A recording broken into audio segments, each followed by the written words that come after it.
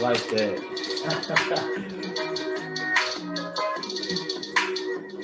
Woo! What's good, everybody? Welcome to the Pull Up Show. My name is BJ Matthews, aka B. Just before we get started, follow us on the YouTube page, the Pull Up Basketball Podcast. Like, share, subscribe, all of our YouTube videos. Before we hit that notification bell on the subscribe button, as well as go through our Cash App, $ BJ Matthews, our PayPal at Project Masters. I will put that pinned comment right now in the chat box. And also, if you guys would like to get your own Pull Up Basketball Podcast shirts, $35 for the shirt, $40 for the sweaters, and everything like that. We have a very good show for y'all today, man. I want y'all to come in and tap in with your boy. You know what I'm saying? Let me check in with some of my Clipper people, man, or, NBA fans. Jose Ramirez said, key takeaways, Russ gets chemistry fixed with starters. Robert C is what the Clippers needed to fix the defensive issue. If Kawhi and Zoo play tomorrow, it's going to be a W. Okay, got you. Appreciate the comments, my guy. Outside of the Warriors game, every game was winnable. If there was a few tweaks in the lineup, removing Morris definitely helps. However, Ty has to constantly play off of matchups. Great to see Rocco. Yes, sir. Yes, sir. I know the schedule eases off after Memphis, but it would be great to get a dub. I believe Russ is winless in 15 starts this season. Okay, appreciate y'all, man. My man Mike was good. That was a foul on Sabonis, BS. We're going to get into that, my guy. Muhammad was good, my guy. Warriors. Clip fans, my guy Bubble in the chat. Clip fans like the blame game too much. Rocco finally playing now. Salute y'all boys killing Memphis tomorrow. Rod Wells, what's good, my guy? Hey, appreciate the comment. Make sure y'all stay in here. Hit that like button. I'm gonna go ahead and put the pinned comment in the chat section. Give me like 1 second, y'all. Give me like 1 second.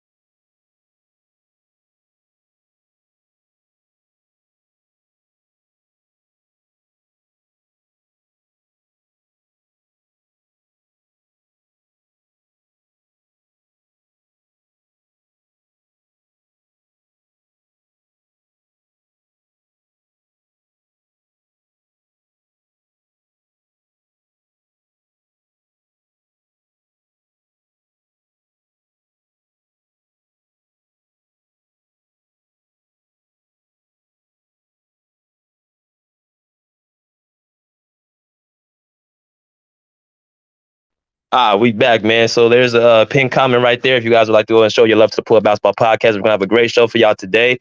As well as I'll be over at Ticket TV Media at 1 p.m. after this video. Got a good video for everybody today and tomorrow at 1 p.m. I'm on Ticket TV Media.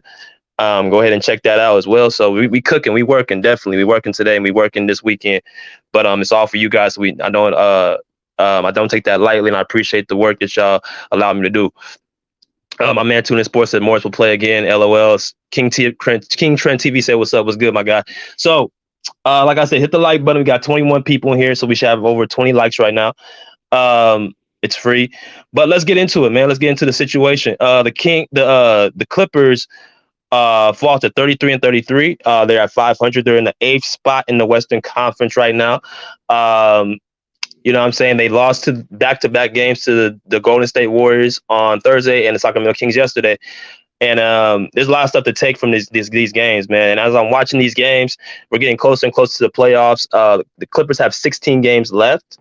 So we have to, you know what I'm saying, evaluate all these games that they're playing and see what happens. This is what I'm going to say about the Clippers.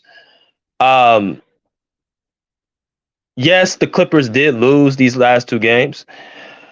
But I think it's more so important that we understand why they lost, right? That's how we're here to actually learn the game of basketball and learn stuff, that we probably were missing, right?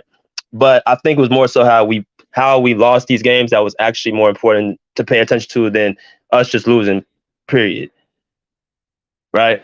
The Clippers right now, they're fighting for, playoff potential. Like the games or the teams are so close knit to each other from 4 to 10. Where everybody, is fighting actually 4 to 11, actually. Most of these teams are fighting for a playoff, just a play-in spot, right? So it can go east, it can go south very quickly. Let's talk about the Kings. Let's talk about the Warriors, right? The Warriors, the reason why the Clippers lost the Warriors game is because of self infliction. If you guys, anybody watched that game, the Clippers were up by 12 points going into the second half. Right, they're up by 12 points. Kawhi Leonard was efficient from the field. I think he was shooting 7 for 8 in the first half.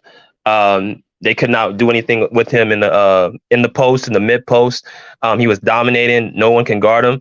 He was putting guys in foul trouble like Jonathan Kuminga. Um, Guys were trying to, I'm saying, stop him. They couldn't stop him. Mason Plumlee was a man amongst boys on the boards. He was getting every board like coming to him.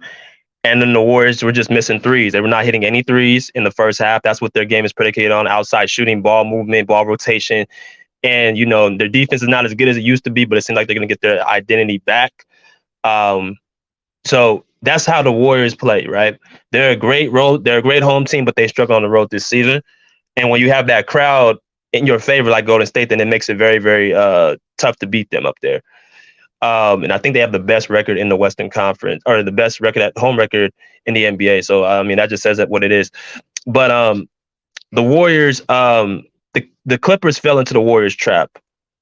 And what I mean by that is, instead of going and sticking with the game plan that was working for them in the first half, and I've seen this before from Golden State, they'll sit up and make you believe that you have to play like them to beat them. So when the Warriors hit a three-pointer, hit a couple three-pointers, I'm saying, from Clay or Jordan Poole or Steph or, I'm saying, whoever, DiVincenzo, whoever shoots threes, and then that whole arena just shakes and it just goes crazy. The other team mentally, remember, this is a mental game. This is more of a mental game than a physical game. Mentally, your mind works as, okay, I got to shoot a three then. I got to make a three to match them, instead of going to what your game is and what got you successful before that situation happened. So what happened to the Clippers? The Clippers in the third quarter got outscored by the Golden State Warriors 16-42.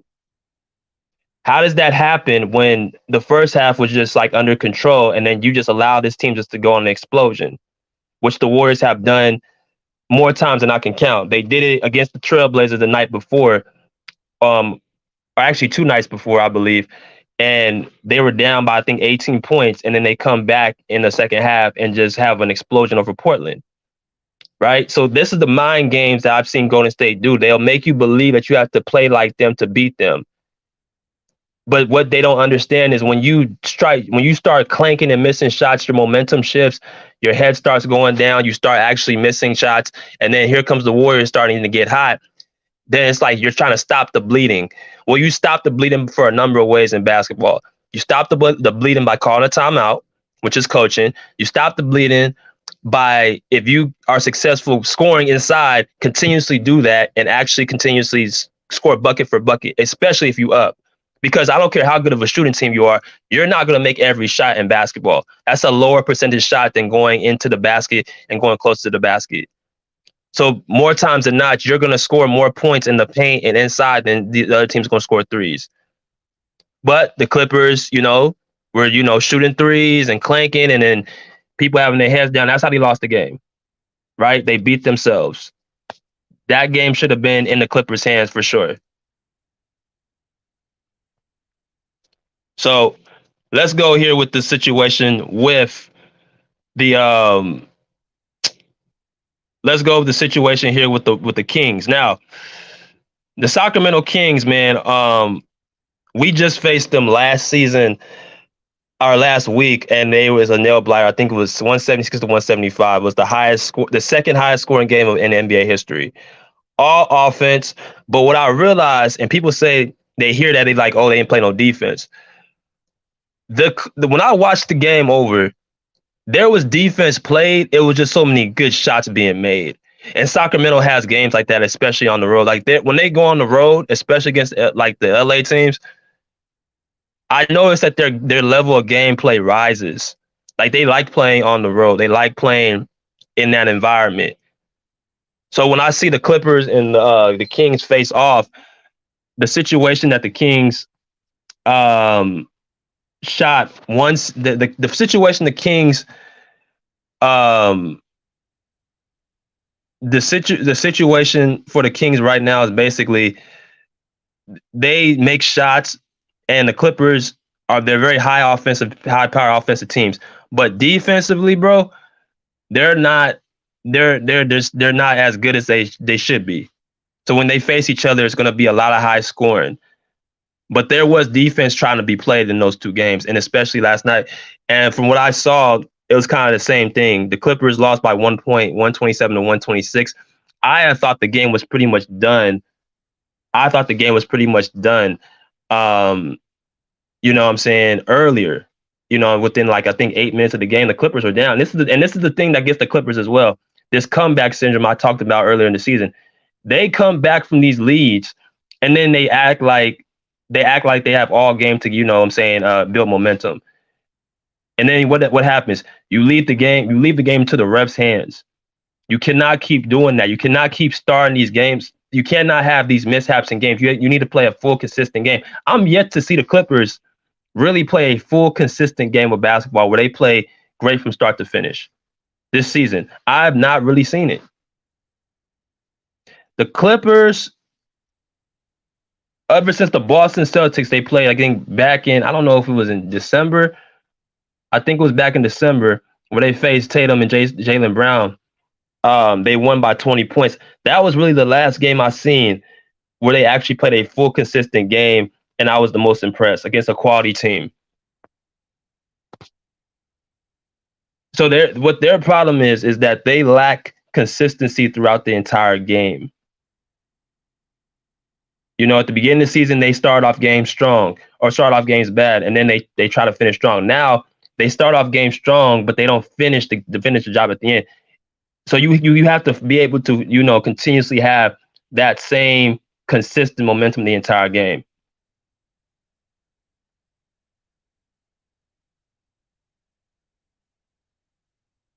Right? If I look at the numbers before the Clippers and Kings, let me pull up this. See if I can pull this up for y'all. 1 second. Yeah, let me pull up some of the team stats. The Clippers and Kings right here, right? They both shot over 50% from the field. The Clippers shot 34% from a team, and Kings shot 30%. They did not shoot well from the free throw line as far as the Clippers. The Kings made all their free throws. The Kings out-rebound the Clippers 32 to 45, and that's been another thing that's been killing this team. They are missing a lot of 50-50 balls. They're missing a lot of 50-50 balls, and when you're undersized and you don't play your bigs enough, Zubac's been out, you got to be able to scrap a little bit more, and you got to be able to get those 50-50 balls. That's why I've been seeing the Clippers they have not been having a good nose for the ball, and that's been kept costing them. Key possessions, when you play against great offensive teams like Golden State and the Sacramento, you have to be able to get those balls because you give them opportunities to score after they get the ball back. Second chance points, right? You cannot allow that to happen. Assists 31-26, pretty even. Blocks 3-2, steals 7-3. Clippers actually led in that category. The Clippers took care of the ball yesterday. They only had 7 turnovers. They had 7 turnovers in total, and the Kings had 11. So it really wasn't that much sloppy play happening. Points in the paint, Clippers and Kings both have, around the same. Then fouls, are pretty much the same, 224-22. So really, all in all, what I've seen was the Clippers, while they lost this game, which is basically the same way they lost the first game, them not closing the games out and them choosing not to keep their their foot on the gas. And then you allow the refs to determine the game. Both games, I hear people say that the Clippers got robbed. The first game, they called a 6 foul on Westbrook, and then last game, they called that foul on Sabonis. Now, do I feel like that should have been a foul? No. I think they should have let that go. But when you start leaving these games to these refs, that's what happens instead of actually finishing the job early, right?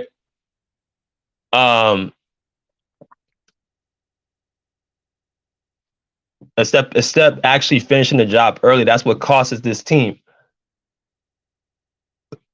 The game before, against the Warriors. They started off strong, and then they started, you know what I'm saying, getting away from what they actually know in the second half.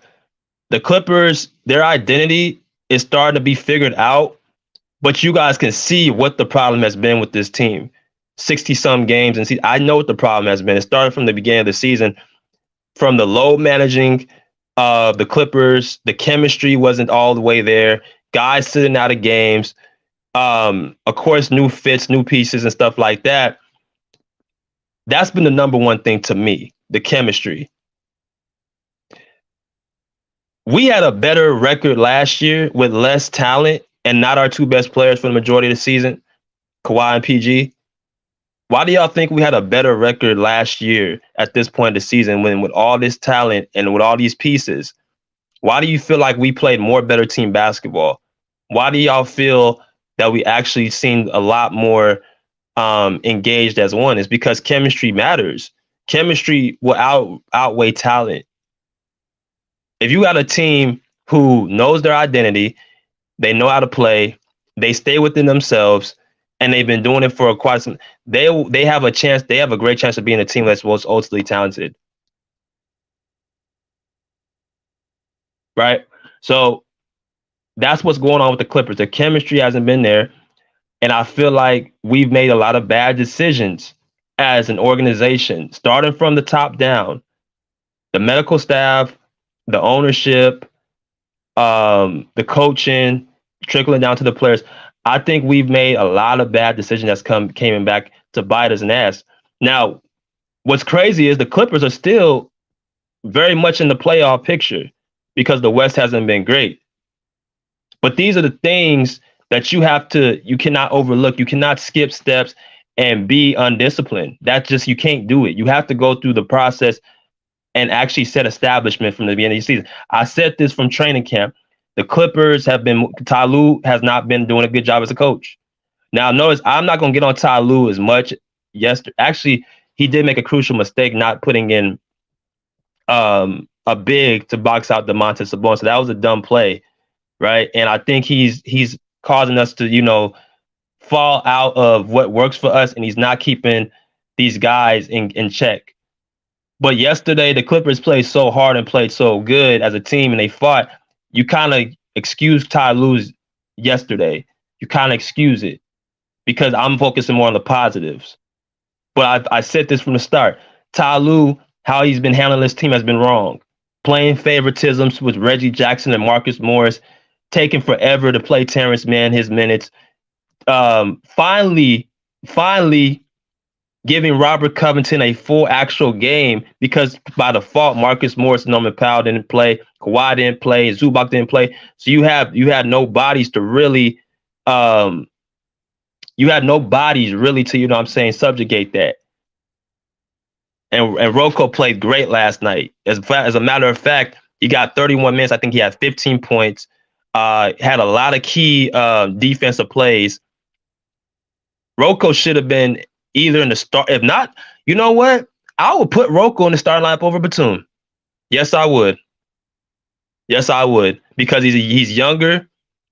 And he's the same. He pretty much does the same thing outside of.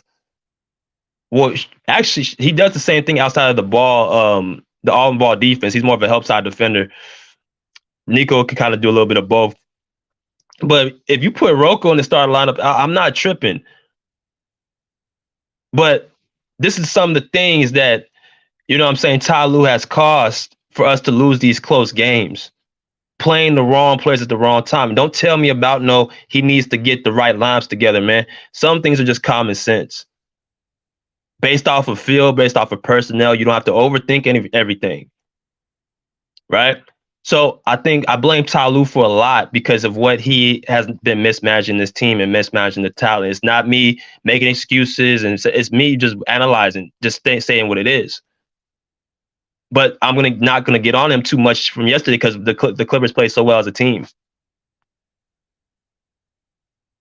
Make sure y'all hit that like button, like Mrs. Davis said.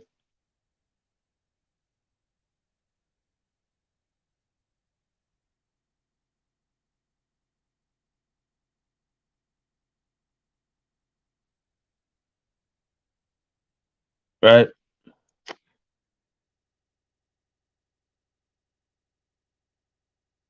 Um, Shout out to Mrs. Ashley as well. Um, he said, "I was at full strength. We beat the Kings in 5 or 6, saying that they're a great." Yeah, and I said this. The Kings are a great team. I just think it's going to come down to matchups, right? And I think the thing that will beat them is because we'll have Kawhi and PG, and they're not a great defensive team, so they're not going to really exploit any of our weaknesses because they're not a great defensive team. They're a very average, but they're not a very great defensive team.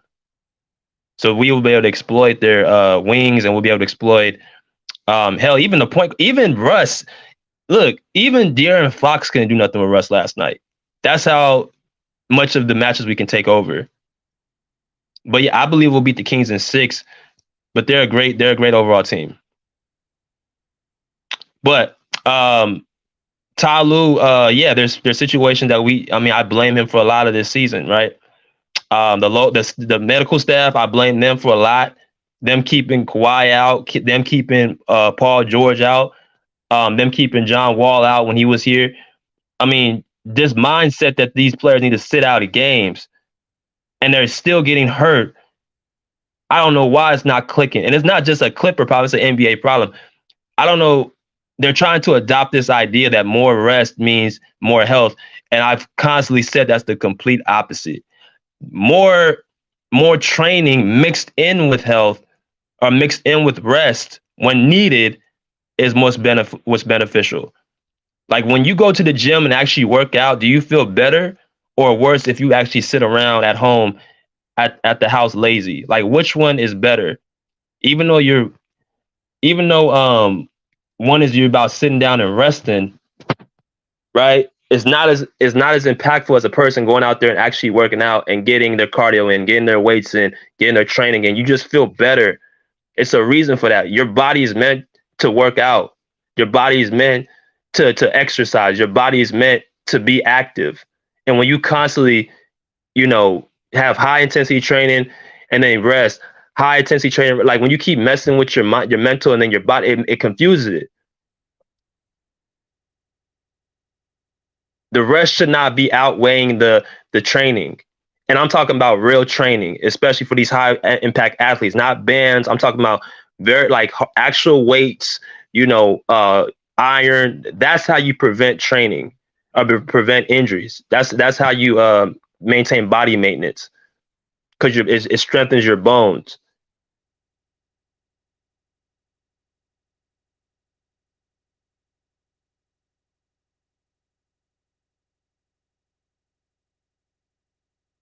He said Fox outplayed Russ though, even with Russ.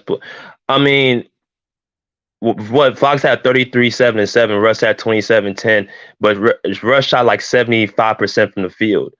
That's what I'm saying. Like when I'm saying to you is there will be nights that Russ will look better than Fox. That's what I'm saying. Now there will be nights like Fox can't do nothing with Russell Westbrook even at the age 34. Could you imagine what Russ would be doing to him at age 24? And he's talking to him while he's posting him up. He's talking to him while he's like, I mean, and I love De'Aaron Fox, but I mean, if that would be a duel right there in itself, and you don't have nobody for Kawhi and PG, it'll be too much for the Clippers or too much for the Kings to be able to handle. But I appreciate your comment. Make sure I hit that like button for your boy. But let's go into some of these individual people I want to kind of get into right now, man, because a lot of this stuff needs to be ironed out, and we got to be honest with a lot of things. The solutions, right? What I saw from here on out, the Clippers need to start doing. You guys understand? I had a actual roster or actual lineups that the Clippers should follow from here on out. Ty Lue came out and said before acquiring Russell Westbrook that they're going to be trying different lines for the next 5 to 6 games, right? He said for the next 5 to 6 games, Ty Lue believes that Terrence Mann and Russell Westbrook can play together in the same lineup, but the Clippers will try a lot of different things over the next 5 to 6 games. So he's already giving you the warning that there's going to be a lot of playing in trial and error. Now, me personally, I don't think it should take that amount of time for a coach to understand what he's going to go with. But for him to give a deadline and give a time limit, okay, I understand. That's just how his mind works. I've just become peace with it.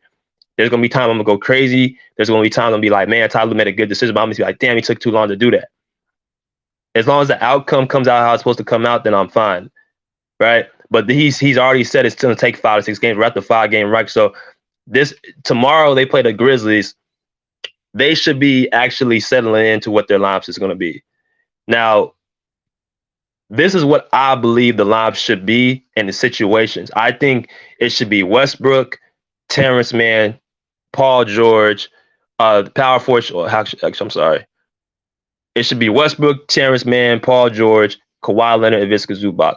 That should be the starting 5 to me. Now, it depends also if you're playing a team that's interior, like with the big, or a team that's just more small ball. A team like Memphis tomorrow, you're going to need your bigs to be rebounding because you got Jaren Jackson, you got Steven Adams. They're going to be trying to be hitting the boards. So you're going to have to get your big guns in there, right? So tomorrow, I think that should be the starting lineup. I don't know if he's going to do it because he hasn't done it yet. This is the only lineup they haven't really tried, Westbrook and Mann together.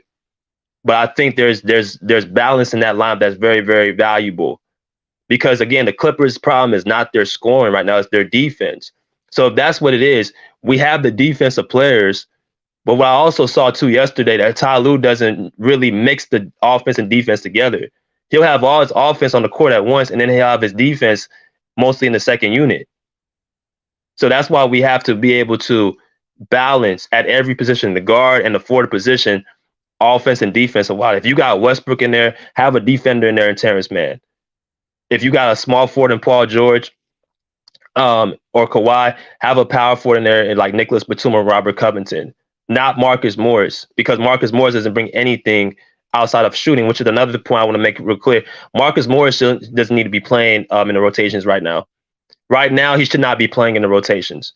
After what we've seen from Robert Covington last night and what he brings to our team, Marcus Morris should not be touching the floor over the next course of 5 games. He shouldn't be touching the floor. And if the Clippers go on a 5-6-0 winning streak, that Marcus Morris shouldn't be touching, because he's kind of been showing that early, like this throughout this year. The Clippers went on a winning streak with Marcus Morris not playing.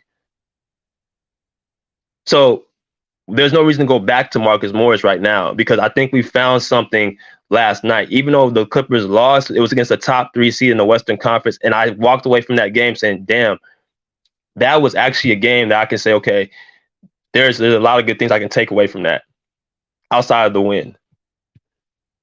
And then we definitely had to have their bench. It should be Bones, Norm, Gordon. I know he said Morris and Batum, but since Morris is not there, I think it should be Bones, Norm, Gordon, Rocco, and Batum or Plumlee.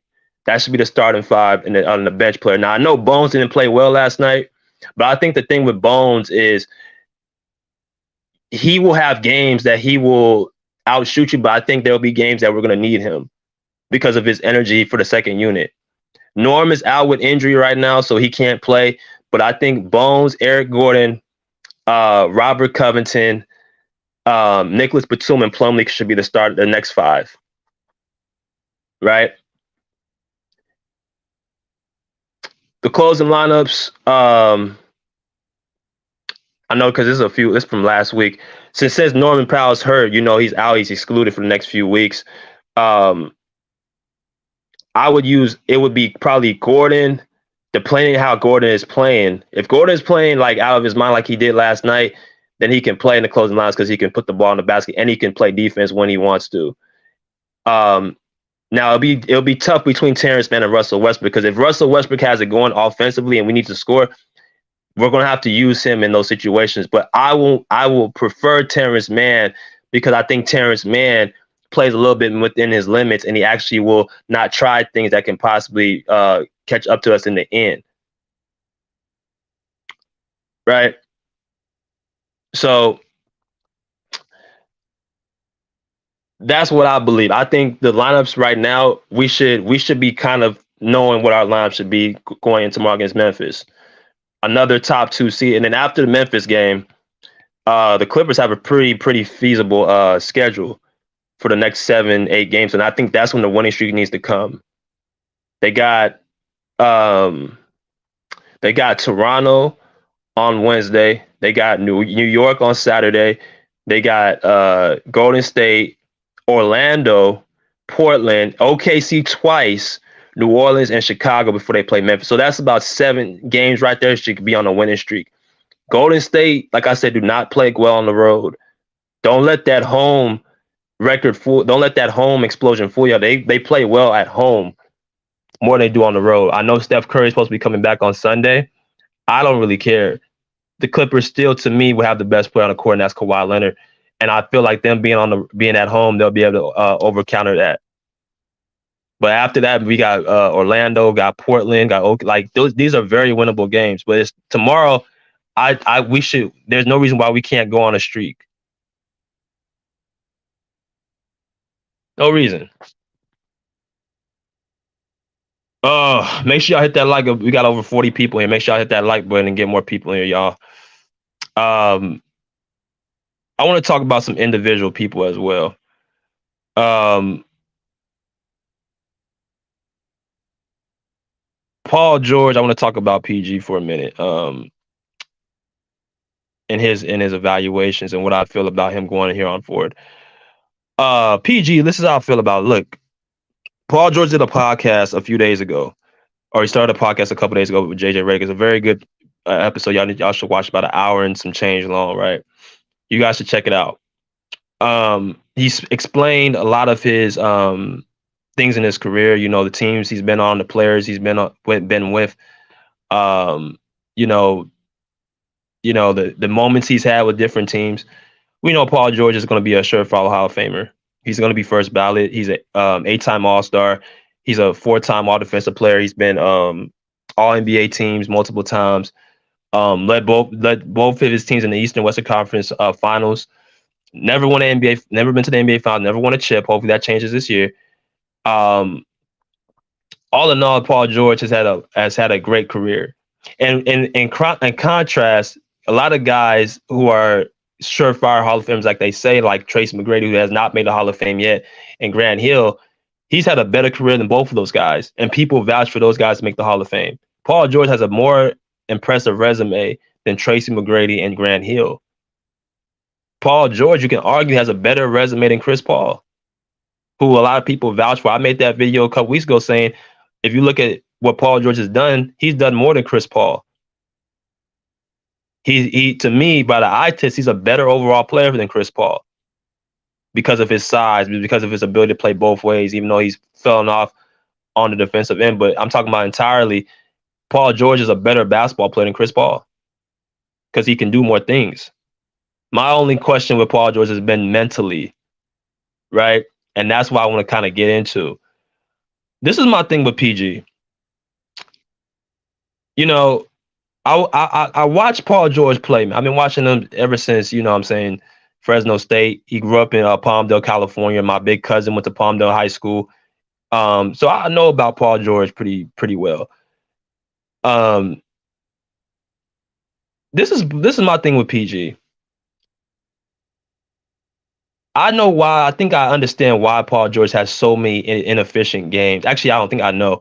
And I'm very confident I know. Paul George takes a lot of bad shots. And when I say a lot of bad shots, I'm talking about shots that he doesn't need to be taken. And it's almost to a point where he's trying to imitate somebody and mimic somebody. And I think his shot selection is not very good. And then when I listen to him speak, and it makes sense, he said his favorite player growing up was Tracy McGrady and Kobe Bryant, 2 guys he looked up to. And it makes sense because when you watch Kobe and Tracy McGrady play, they don't take the highest quality shots. They take a lot of long twos, contested shots, a lot of threes. They don't have a great shot selection as well. So when you're Paul George watching that all your life and mimicking your favorite players, you kind of implement that in your game. And that's what I see when I watch Paul George. This dude is 6'9", but yet he still takes some of the most difficult shots that I've seen. And to be quite honest with you, a good portion of them go in. A lot of them go in. But when they don't go in, they look very bad. Paul George's problem is he does not take advantage of his size. For you to be 6'9", why, and this is a Golden State example where he was struggling. Why you got DiVincenzo on you and you're, instead of catching the ball closer to the basket and using your post up game, why are you still catching the ball on the perimeter trying to be like a shooting guard? Because here's what happens when you play against smaller players, which Paul George, 90% of the time plays at his position if he's a shooting guard. That gives the opportunity for these little small guards to get up in you. And these refs are not really trying to call nothing. So that means you're going to be a little bit, it's hard when a player is under you playing defense. Those are the players I used to hate playing against, players that were smaller than me, because they would use those quick hands, those quick reflexes and feet and just be a pest. And that's how you start, getting, baiting in bad shots, especially if it's a good team defense, and possibly getting stripped. Instead of being 6'9" and going close to the basket and using your fadeaway jumper, using your turnaround jumper, using your size, and making the defense come to guard you and double you. And then you'll find teammates. That's what Paul George needs to do. He needs to work from the inside out. What I noticed with Paul George, he works from the outside in. And that's what goes into his IQ. And that goes to what this coaching staff, to me, is not that very intelligent, because I have not seen nobody pull this man to the side and say, look, use your size to be 6'9". Stop trying to be 6'3". Stop trying to shoot these long contested twos. Stop catching the ball so far away from the basket. Call for the ball, get early, and get your rhythm going. And then once you do that, then you can switch it up and try to be all pretty and do all that fancy dribbling.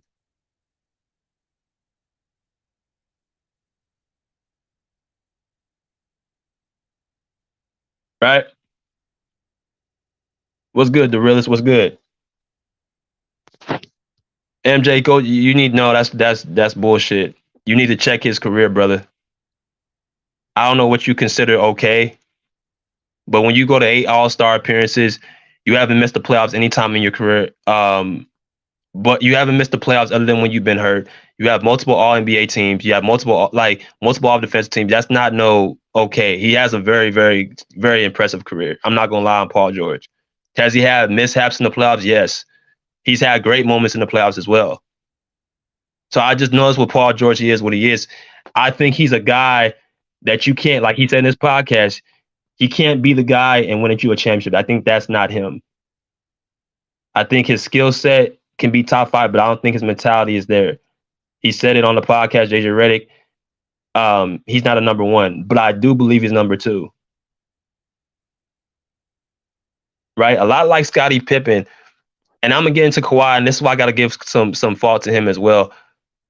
Paul George is a lot like Scottie Pippen in ways, but he's even more talented than Scottie Pippen. He has all the tools and all the gifts that you can ask for, but mentally, he second guesses himself. And when stuff starts not going his way, he starts retrieving. Like, that's why Paul George, his best games are when he starts off the game hot. The best games from Paul George is when he starts off the game. There's players out there that you need to get them going early for them to have a very good game. And that's what Paul George is. That's a mental thing. That's a mental lapse. He goes away what doesn't work for he doesn't know how to mentally check himself in at 100% of the time. He starts overthinking, overguessing himself. And he takes himself out the game. With his ability, size, like, he should be easily a top. He's already, to me, at his best, he's top 10, but he should be talking about top 5 with his ability. But, this is a guy that, at times he has to constantly, be checked, that he is that good.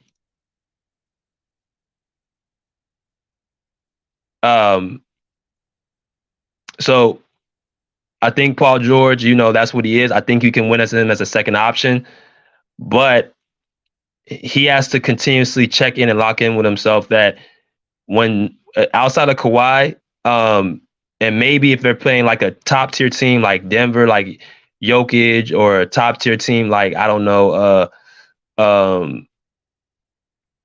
Memphis, the Kings, the Like, and I don't even think Fox and Ja are better than PG. Like, outside of really Jokic in the Western Conference, Kevin Durant, um, who else in the West? Losing my train of thought. If y'all can help me out in the comment section, there's really nobody should outside of Kawhi should be better than this dude, right? So that's where I look at Paul George. Now let me go into Kawhi Leonard. Okay, make sure y'all hit that like button. I'm gonna let y'all in a minute. Um, my guy Kawhi.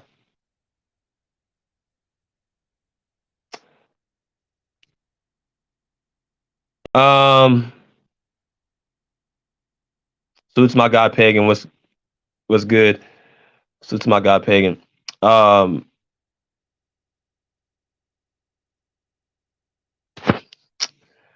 PG. I mean Kawhi, man. He did not play yesterday, and something alarming to me. I listen on the court. Kawhi Leonard, to me, like I said, is the best player in the NBA when he's on the court in the playoffs. In my opinion, he's the best player in the NBA. No one. I would not have rather have anybody on my team outside of Kawhi Leonard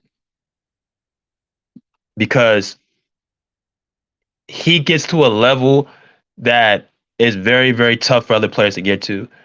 I'm taking him over anybody in the NBA when it comes to the playoffs, right? But that doesn't mean that he don't have faults. I've seen this year, and I try to kind of take a step back and not really say it, but this is why I can't put him with Jordan and Kobe, who I feel like in the league, as far as on the court, he's the closest thing to those two. As far as his ability on the court playing both ways, his ability to take high quality shots, being unstoppable, I think he's the closest to those two. But I can't put him on that tier because I think the area that Kawhi is missing is the leadership. The Clippers, like this stretch, the Clippers have been having guys in slumps. Like Paul George has been in a slump from time to time. Uh, Norman Powell's been in slumps. Bones Highland's been in slumps. Eric Gordon's been in slumps. Marcus Morris has been in a slump. Like, I mean, you can look at Russell Westbrook in that game against Minnesota where he turned up. Like, usually as a leader, and if you're looking at Jordan and Kobe, those players have no issue pulling those guys to the side and expressing their voice and saying something. Whether it be good, whether it be bad, they have no problem addressing them head on in the game. Now, I'm not on the bench with Kawhi, so I don't know everything that he says. But from what I know about him and, being in the games and being around him, he's not really saying much on the bench either. Now, I'm not saying he doesn't say things. Like, there's times that Kawhi will say something, but it's not enough to me for me to, like, put him in that company. Like, I expect a lot from Kawhi. You got to understand, I expect a lot from him because I think he's that great. But the fact is, like, I don't see that vocal leadership that's needed, and I think that's what this Clippers team is missing. Like, notice when we went to the conference finals, we had Patrick Beverley. He was our vocal leader, and those things matter. The personalities and how they mesh, they matter. And when you don't have that, then when things get rough or when things get tough, and they're in those moments, and you look around, you don't know who you're looking at, and you got your best player not really pulling your guys all together and huddling up, like that's type of stuff like you need. And this is one thing I will say, and I'm gonna give LeBron some credit. As much of his antics he does, as much of his off the court and antics he does, on the court antics he does, one thing I will say about that dude, he does talk. I seen LeBron in the 2021 or 2021 playoffs against the Phoenix Suns when one of their role players, KCP, was missing shots in Game 2 against the Phoenix Suns.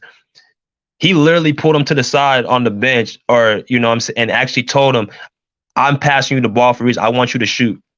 Like, he literally said and pulled him to the side. You have to give your role players that amount of confidence when things are not going their way. That's what Jordan, Kobe do. And I get it. Kawhi, that's not, I mean, as far as what we see on the that's not really him. He leads more by example, and that's fine. But when you're playing against a lot of these teams, like, you're gonna have to get to that point where not just on the court example is not gonna be enough. Because they're gonna have bad shooting games, they're gonna have turnovers, they're gonna have mishaps, and not everybody's as great as you. So everybody can't just shake out of it. They're gonna need that reassurance from your leader that everything's gonna be good. Hey, everything's gonna be all right. You'll make the next shot. Keep shooting. You know what I'm saying? Don't worry about it. Like those are the type of things they need to hear. Like, I saw even Paul George when Russell Westbrook made that turnover against the Timberwolves. When Russell Westbrook was kind of looking like a little bit upset, Paul George put his arm around him and actually talked to him and said something. That's what Kawhi. That's why I look at him. He should be starting to do.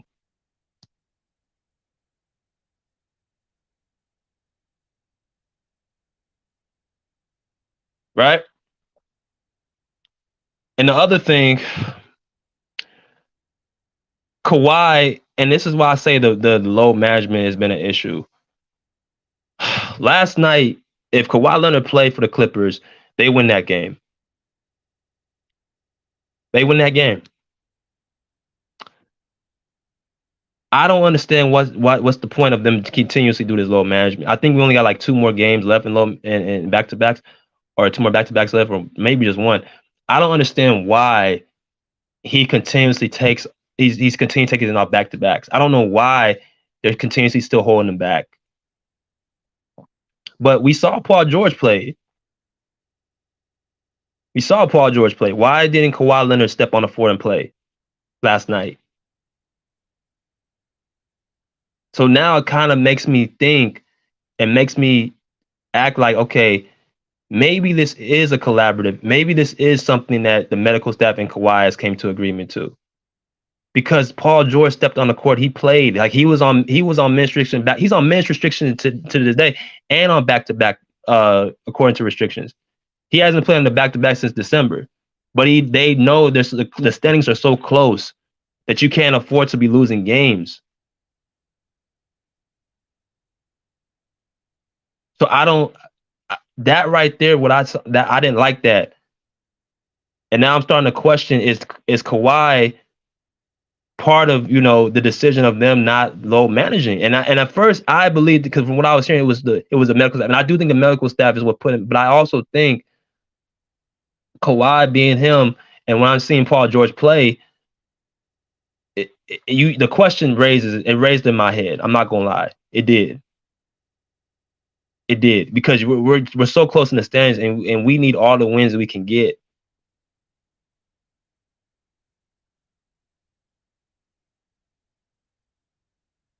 Right? So my thing is, this is what I'm gonna say about this.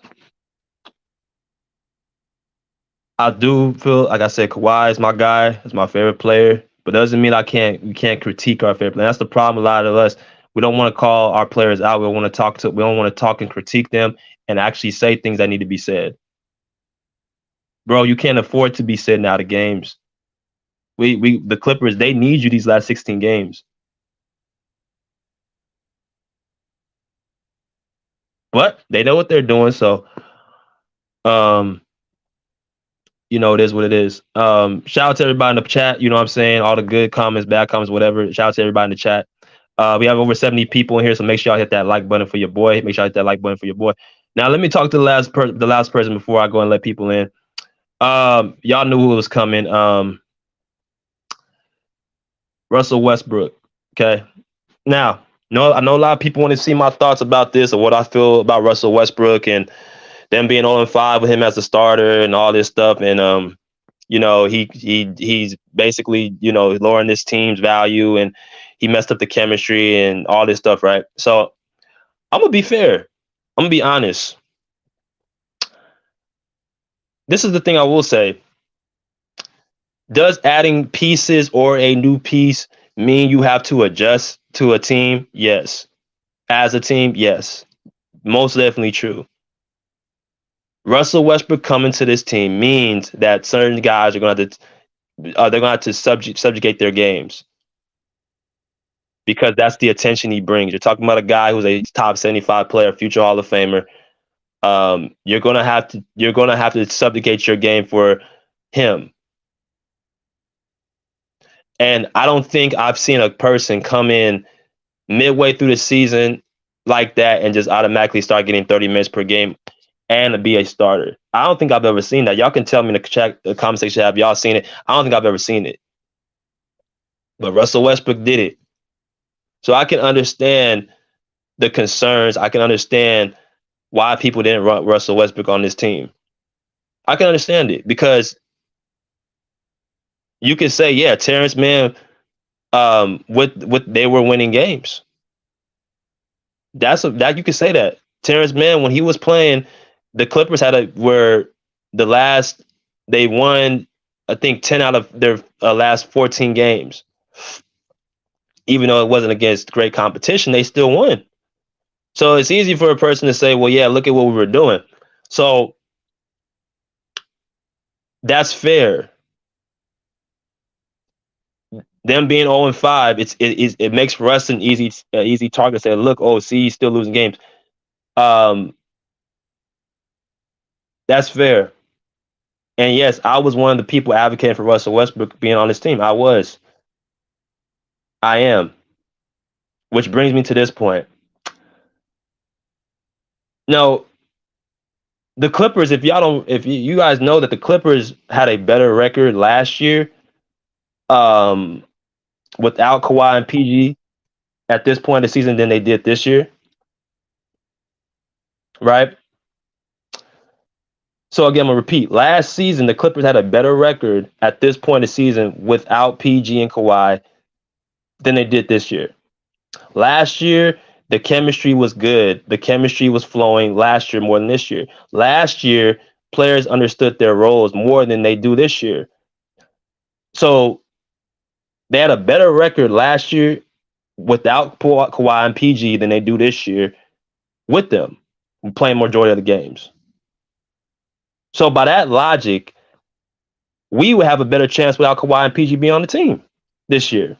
If the logic is now that Russell Westbrook add to this team, they're 0-5, that means he's the problem. That's equivalent to why. So why is it that we were playing better last year without Kawhi and PG than we are this year? Why are we underperforming?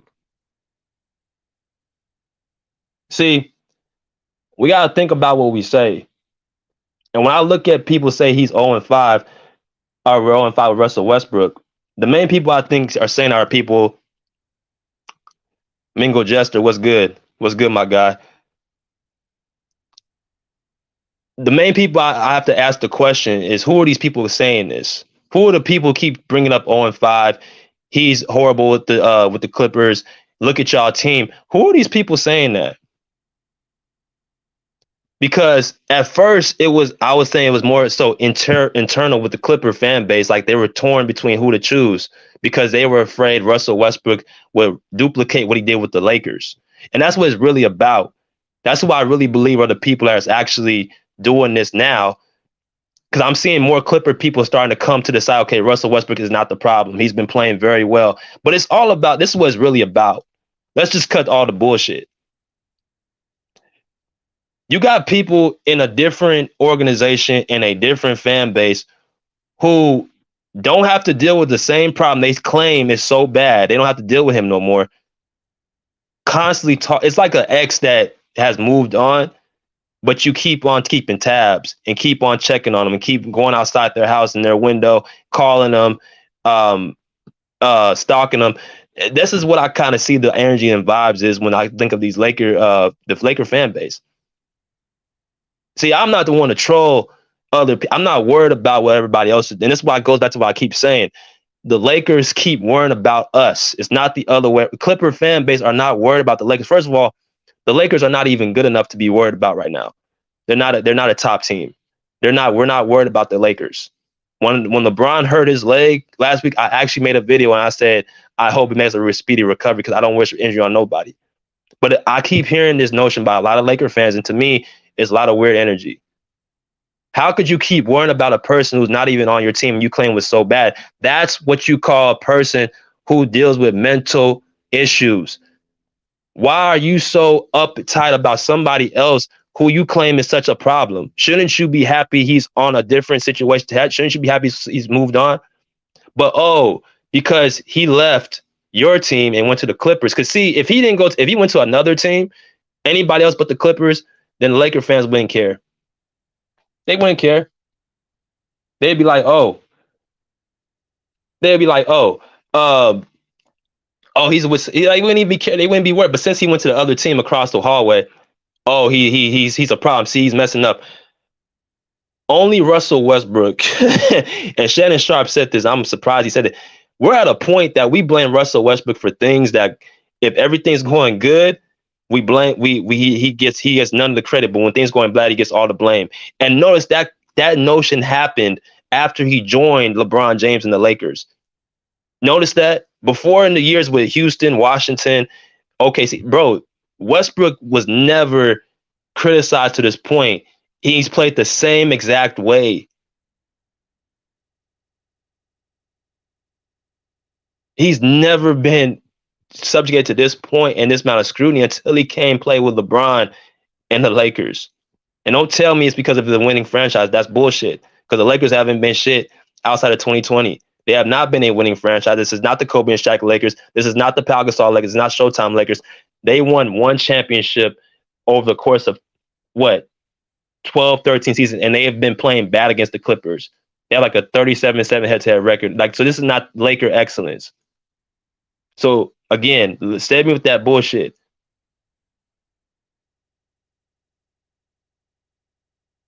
This losing streak that Westbrook and he's a part of, bro, and you asking me, Westbrook is the person that we needed on this team.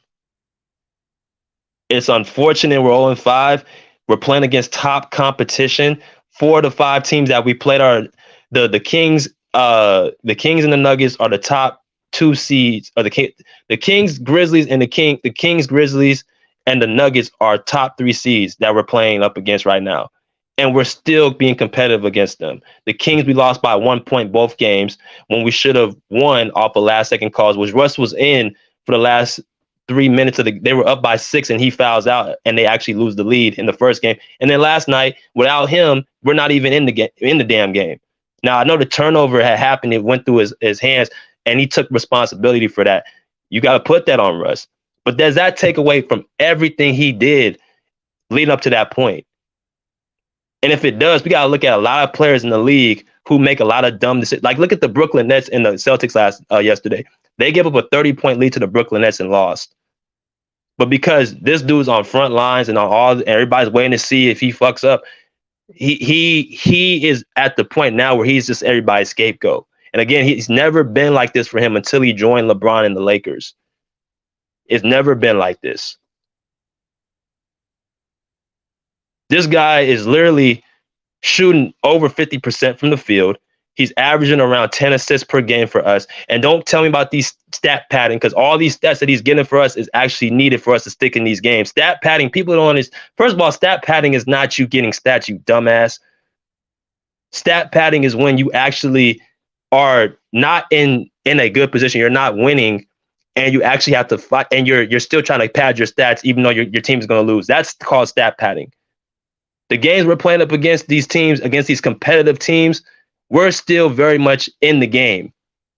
Look at the game against the Denver Nuggets. Westbrook's out the whole fourth quarter, and we lost that game. The only game that I can say that Westbrook played bad was against the Golden State Warriors. Now, this right here, if a lot of these teams use this strategy, then it will be a problem. But the reason why the Warriors were able to do this is because the Clippers were not hitting shots.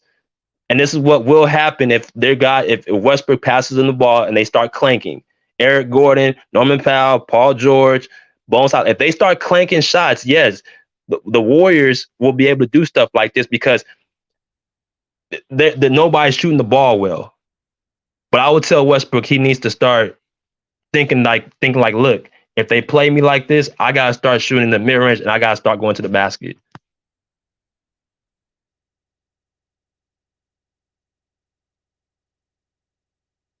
Russ was hitting his mid-range. Yeah, and that's why I say to these dumbasses out here saying that Russ can't shoot the bro. I said it. Russ has always been a solid mid-range shooter. I think he should have done that in this game. See all that space. That's an opportunity for him to actually hit those mid-range shots. So he can shoot the mid-range. As I told y'all, this is what he's going to start going to. Now, next time they play the Warriors next week, start doing it again and see if Draymond stays doing what he's doing. Or just attack the basket. Go straight at his chest. Because, again, the Warriors don't have no real rim protection. They don't. Draymond Green's their best rim protector. And Westbrook is aggressive enough and he's athletic enough to finish into contact. Mike Alexander, what's good, man? Welcome to the show. But here's my thing again. Westbrook, and I'm on a show of hands, who in this chat believes Russell Westbrook's at fault for this 0-5 start?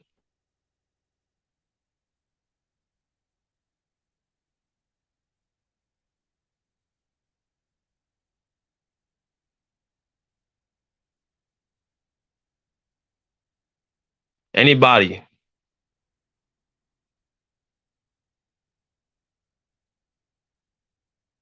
Who's it? Who believes that Russell Westbrook's at fault for this 0-5 start? Because I could tell you what I believe it is. Our defense, our chemistry, our continuity.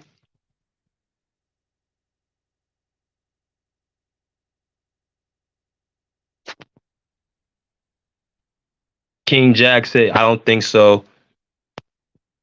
Ty Lue has defined roles, more mature, mandated player, do what they best at.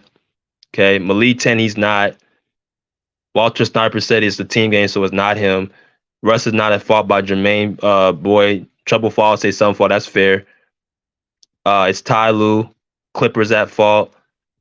I don't think he is, being honest. It ain't Russ problem. Oh, y'all don't look the same. Russ just coming in. It's coach. Yeah. So that y'all keep with the comments. I'm gonna drop the link. But that right there, I'm asking. I'm giving y'all the opportunity to tell me. I want to hear people's opinions and perspectives. For the people who believe it's Russ's fault and he's the reason why we're 0-5, please explain to me why.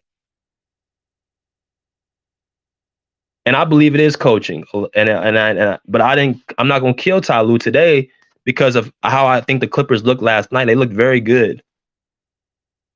But you're gonna have to get to a point that now it's about getting them wins. It's not gonna be about you just looking good. Now it's time to rack up some wins. Now they got an 8-game stretch where I believe they can go either 8-0 or 7-1 if they want it. Right? What's good, the realest? What's good, DJ? What you got, my brother? Yeah, I agree with everything you were saying, and I didn't really watch that. I caught the end of that game last night, but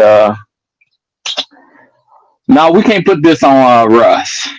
If you notice, BJ, Russ really when he's playing, he's trying to not make mistakes. If you notice that, the way he's, how he's playing, like you could tell he don't want to do nothing that's gonna, Right. cost the game. You could just tell. Right. And with these next, what you say? We got 7 games. 7. Yeah. What next 7 games? 7 Yeah, games. we got to go. Yeah, we got to go on the winning streak. Now tomorrow we should beat Memphis because that one boy got suspended. Brooks, he's out. So Clark, he's out. We got to win tomorrow. Oh, we Brandon really Clark got to win. too? Yeah, we got to win tomorrow. We should have won last night. I think the ref BS us with that call, even though it was a foul. But you got to let that play on though. You know what I mean? Because we fought too hard to get back into that game. Right. So it was a foul. Hey, I give you one even better. we really should have got called for that 8-second backcourt violation.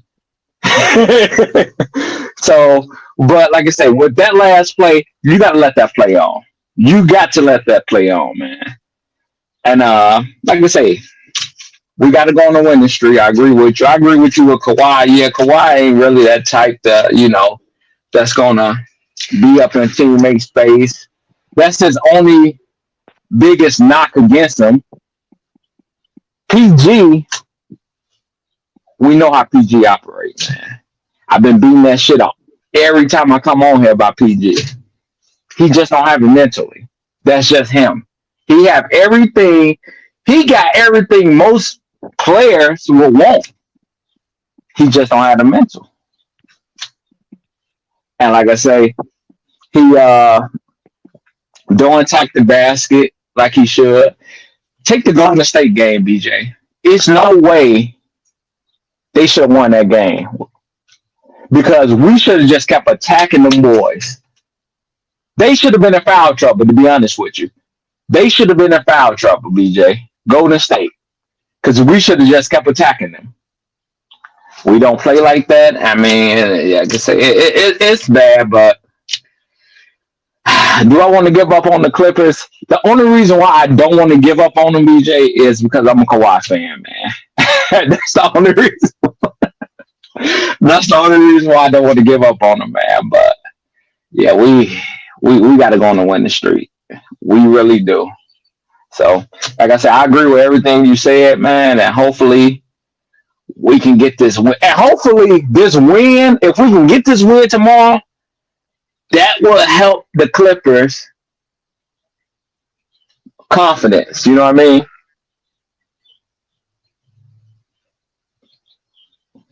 So,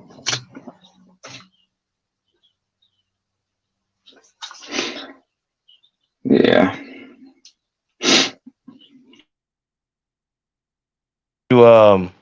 How do you feel about the coaching by Ty Lue yesterday? Shit, like I told you, I really didn't watch the whole game. I caught the end. I caught like the last 5 minutes of that fourth quarter. So I can't really speak on that. But I'm glad Rocco got some minutes. Now, do you see Ty Lue playing him like that? I doubt it. He better. I doubt it. After what if he don't play this dude, Marcus Morris ain't playing. Nicholas Batum is out. Or not Nicholas Batum. Norman Powell's out. Like, why wouldn't he play him after what we seen yesterday? It's a lot of shit we questioning Lue about, right? Oh my God, bro, that man brought so much to the table yesterday, man. So much to the table. Yeah, man. It's yeah, we got it, man. Like you say, man, we got to go on the winning streak, man. We got to take advantage of these games. We really do. We gotta. That's who we got. We got what? Memphis. Who we got next after them? We got Toronto. We got Toronto. That's who we got. Toronto. Yeah. Yeah. Then we got New York. New York playing good too, BJ. They playing good. Yeah, we still should beat them. Yeah. No, we'll still beat them. We saw Bones. Bones went through a little slump yesterday. But Bones, man, I like Bones. The only thing about Bones, he has to continue to get his minutes because I think he does have value. I think he does have value. I like Bones. I like Bones' energy. And you know what? I'm glad you touched on the whole Kawhi because when I heard what was that Thursday night, they said he wasn't gonna play. And it's like, come on, man. You know, I mean, you gotta, and you know, I see where Ticket be coming from. I'm not gonna lie, I do see where Ticket be coming from, even though, you know, Ticket just overkills shit. You know, he go with the overkill on shit. Right. But I do see where he's coming from with these players. Like I say, if I'm Kawhi, I'm telling them, you know what?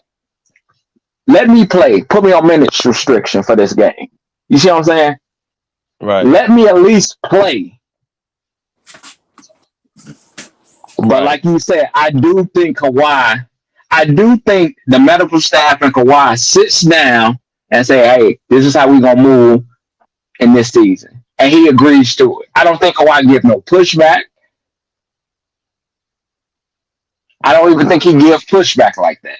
Now, when he's in a game, and like I say, that one game where Ty Lue said, okay, you done for now, he was mad. Now, yeah, I think he'll give pushback right there because, like I say, he's in the game already.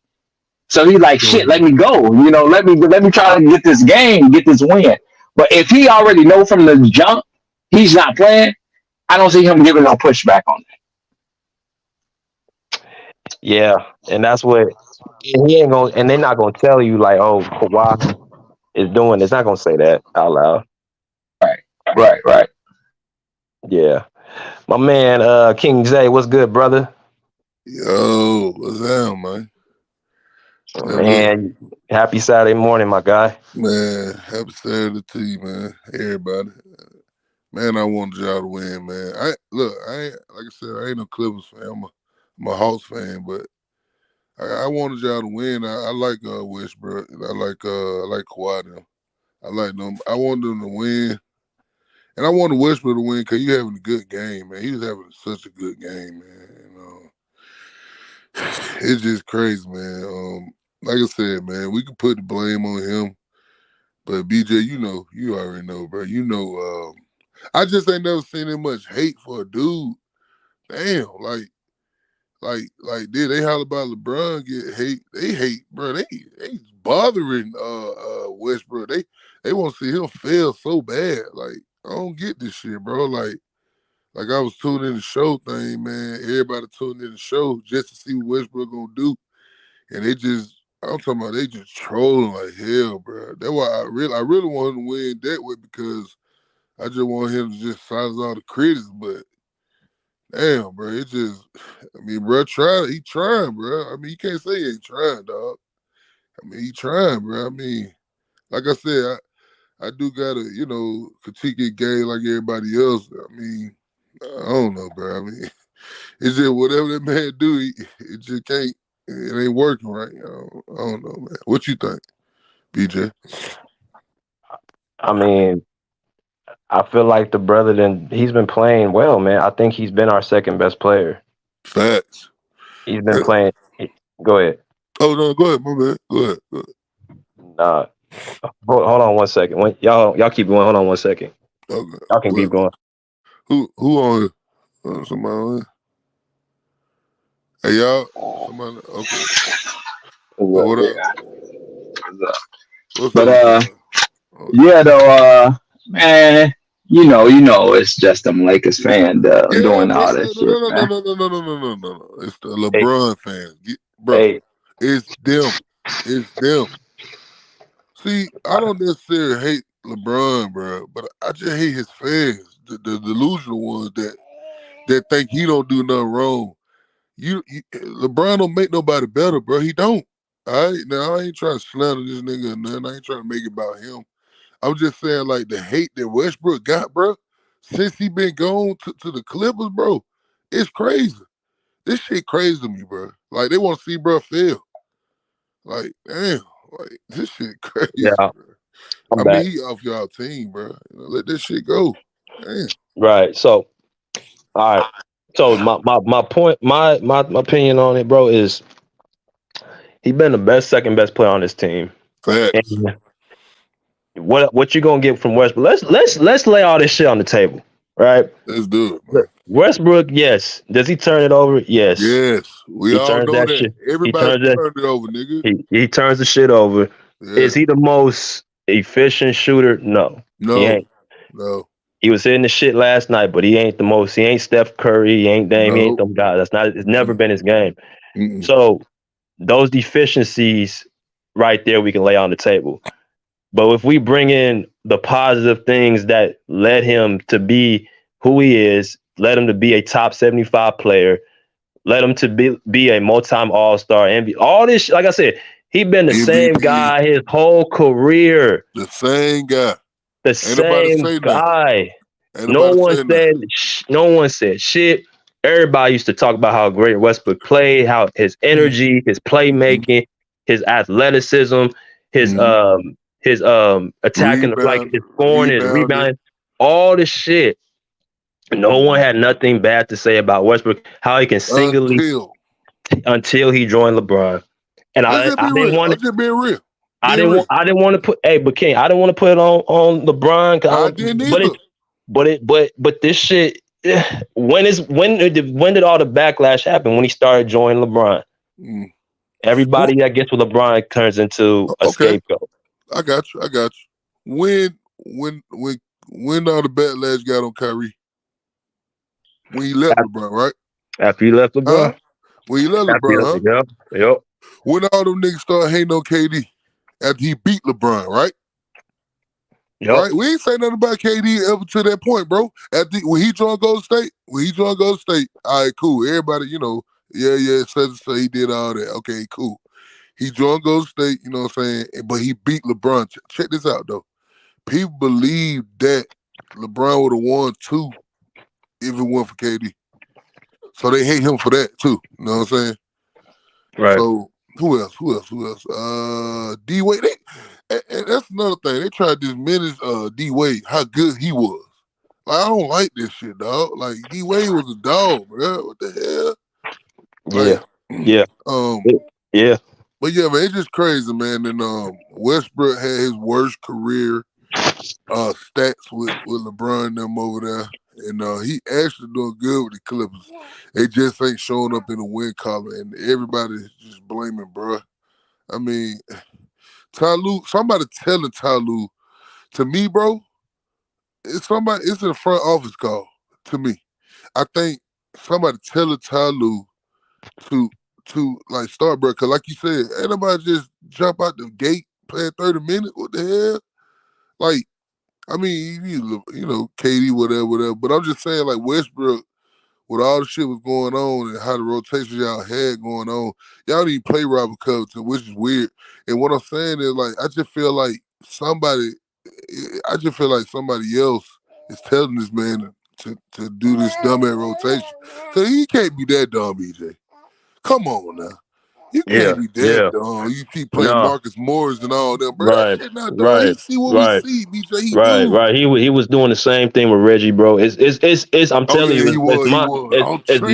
it's mind-boggling, and I've ran out of things to say about him. I can just hope and pray. Hey, the realest, like you said, hopefully he start playing Robert Covington his minutes. Hopefully we start seeing that shit. I don't understand. Right. But you know what? You know what I think too, TJ? I think before Russ came over there, him and the Clippers had to talk. I think that was you breaking up, bro. You breaking up. Breaking up a little bit, bro. Hey, BJ, I just thought about this shit, man. He was doing that with old boy. Damn, I forgot. So he been doing this shit. My bad. He been doing this dumb shit, bro, all year. All year, man. All year. Eric Gordon. Like, bro, man, everybody want to start telling, man, go ahead and start him. And let Robert Covington play, bro. I don't understand this shit. It's so simple. It's a quick fix. Everything quick fix. Clippers has a good team, bro. It's just quick fix. I mean, you know, Jacob Westbrook on the team now we blame it on him. I mean, all right, man. I don't know what to tell you, man.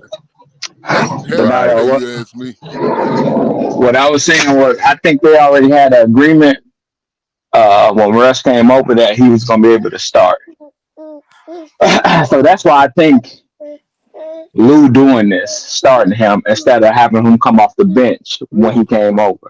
I think they told Russ, you know what? If you come over, we're going to start you. We may not finish you in game, but you will get that starting role. Yeah, but okay, let me ask a question though. Didn't the Clippers need a didn't the Clippers need a point guard? Right? Yeah. Or when Yep. Terrence Mann was doing well, I got a lot of split. I can't hear a lot of people talk, so I got there's a lot of people that's on Terrence Mann, like he was doing a better job.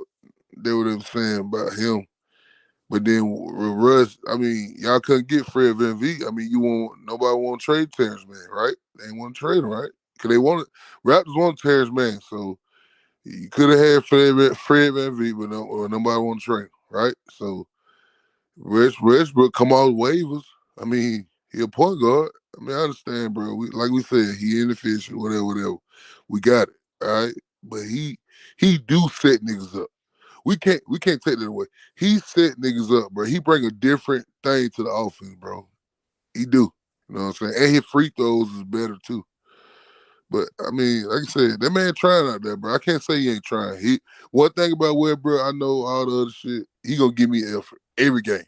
Effort every game. I ain't gotta worry about that.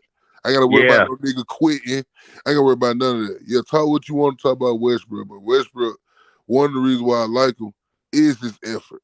He gonna give you effort all 4 quarters, bro. Even though he do dumb shit. He do dumb shit. He a dumb ass nigga sometimes, you know. He like Josh Smith. He like Josh Smith, bro. He do dumb shit. He be dumb. Shit, Dumb. PG dumb. PG dumb. That's a dumb ass nigga too. He dumb too. He do dumb shit all the time. You know what I'm saying? But Yeah, he just talented. He just talented as hell. He talented as fuck, bro. He really is. Like real talk. Like he got a lot of shit. KD type of talent. Oh man, bro. He put it all together. If he not take a shot at Kawhi, but he got a little bit more in his bag. Like PG more talented to me than Kawhi. Like, well, I mean, he just got a lot in his bag. How about that? I ain't gonna say that because, like I said, if PG just put it together, I think. Nah, you got it. Bro, go ahead and keep saying. You said PG should be better than Kawhi. I've said that. I've said that, bro. Yeah. He said that over and over, should bro. Be, bro. I mean, he should be. Because he can do everything, you know what I'm saying? Like I said, Kawhi is efficient as hell, you know what I'm saying? But PG got it. PG, you know who PG remind me of, bro? They couldn't get over the hump. Vince Carter. Vince Carter had everything you wanted. Everything. Right. Everything. PG a little bit better than Vince Carter. But what I'm saying is Vince Carter had all this shit. They was talking about him like, you know, they weren't comparing him, but they was talking like, you know, with the Kobe's, you know what I'm saying, with Kobe, Tracy McGrady and all that. Man, that nigga. Nah. PG ain't like no Vince. Vince couldn't shoot like that. Vince was a dunker. Vince couldn't shoot like that. No. What? Oh, no. You could not rely on Vince's jump shot like that. Hell no. Hold on. Wait a minute. PG? No. Yeah, that's what I'm saying. Later on in his career, he got better, but no. He wasn't like that in Toronto. Right, okay, yeah, I got you on that. Okay, that's cool, but like PG said in that interview, and I'm glad PG said this shit because I always looked at PG like this. Mm-hmm. PG took the game of Tracy McGrady. Mm-hmm. I'm not going to say so much of Kobe Bryant. It's like Tracy McGrady. Okay. But he just lacked the mental. He just lacked the mental. See, Tracy McGrady had the mental part. He did. He just lacked the. Then that's the only thing you can say about PG. He don't have the mental part of it. You can't say nothing else about PG. Nothing else about it. He just lacked that mental part. To me, PG, I felt like when he broke his leg, it kind of, you know what I'm saying? To me, yes. It's just to me. Yes. I think when it started, that's when it started. When he broke his leg, I understand he came back, did his thing, whatever. But he started getting hurt a lot after that. You know what I'm saying? But when he broke his leg, that's when it started. You know what I'm saying? And like you said, with that mental thing, like Ben Simmons. Look at this dude, man. Look at this dude, bro. Like he was good before everything had happened to him. Now he don't even want to play, bro. He just out there. He a cone. Like this dude was driving on dudes, dunking on dudes. Now he don't even take a shot. Like this mental thing for real, bro. Real life shit, bro. It's for real, bro. Like, hey, let me get next Bruce in. What's good, Bruce, and Tune In Sports. What's good, y'all? Hello, gentlemen. Happy Saturday. What's up, dog? So The last 5 games, I think most of the games, like 4 of them, at least 4 of them, Clippers could have won. It's because of bad decision and bad defense. Um, I, I cannot people blaming for Westbrook being on the team. That's why the Clippers are losing. I don't think they are real basketball fans. They just want to hate on Westbrook. They just want to jump on the Westbrook hate. I didn't want Westbrook to be on the Clippers, but if you're a Clippers fan, you want Westbrook to fail. You're not a Clippers fan. Because if Westbrook succeed on the Clippers, Clippers succeed. And Westbrook has been playing well, playing, I could say, 90% well. Had he had turnovers? Yes. Other great players had turnovers. Other great players had flaws. And Westbrook's flaw is the turnover. Other great players had flaws. And you guys said some of it. Like IQ of PG, that's his flaw. Other and Kawhi is doesn't want to get hurt. That's his flaw. You know, other great players have flaws. So the teams just have to finish games well, start game well, and finish the game well. The coach has to have a nice rotation. You know, keep Hey, Morris with street clothes, play Covington, start Batum. You know, um, talk to talk to talk to the players about shot selections. Just because you see the rim doesn't mean that's a good shot. Pass the ball, you know, drive to the basket, stop shooting threes. I mean, you're not Steph Curry, Klay Thompson. Stop shooting threes. You can go to the basket or take a mid range. Right. And he was going to that last night. He was going to that mid range last night. That's what he got to keep doing. Uh, Go ahead, keep going, Bruce. My bad. Yeah. So I think Clippers gonna win tomorrow. I know Dylan Brooks is gonna be suspended. I think we play in Memphis, right? Clippers play in Memphis. So that's another advantage. Even though if he was playing, Clippers will still win, but Dylan Brooks is not gonna play. So Clippers should win those games, man. Clippers can beat the Kings. It's all about mental.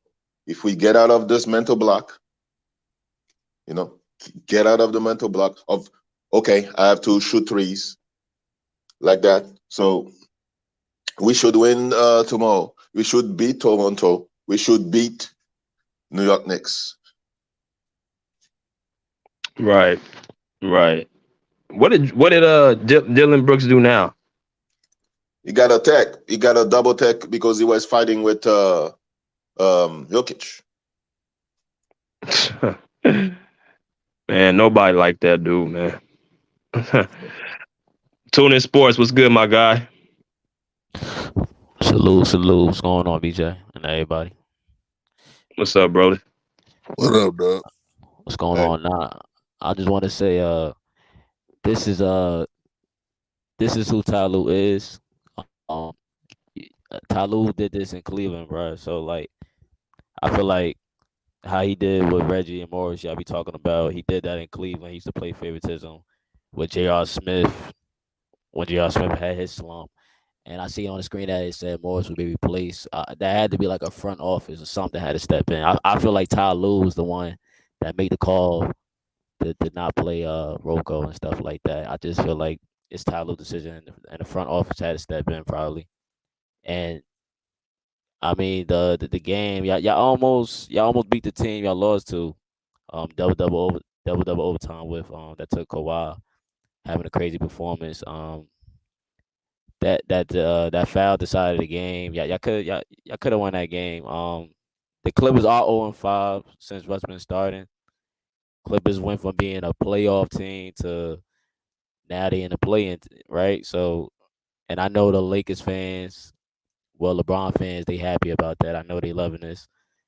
Um, but I look at I watch my team majority of the time, so I'm on the outside looking in on y'all team. But I'm just the last time y'all won is when Terrence Mann was starting. I'm not saying T Man should be over Russ. I'm not saying that. I'm just asking like, what can y'all do next? The games that I seen Russ play, I couldn't find like a big reason to say, oh, this is all on Russ. It been more of like a team issue, defense, like you said, competition. Y'all playing and coaching problem. But this is Tyronn Lue problem to figure out. Um, to me, I don't think Russ been too out of control. I don't think he been out of control. Um, but what I'm saying, like if y'all lose, and I'm not saying y'all going to lose, right? Y'all should beat Memphis, but if y'all lose to the Memphis Grizzlies and y'all lose after that and after that, do you think it's time to explore the options, like shake the lineup up?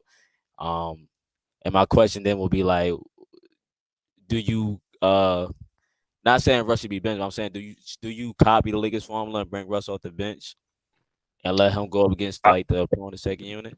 I think Russ and Terrence Mann need to play together. I think this is the only formula we ain't tried, and the reason why the what I'm seeing is all about matchups. We got we got the roster to match any lineup.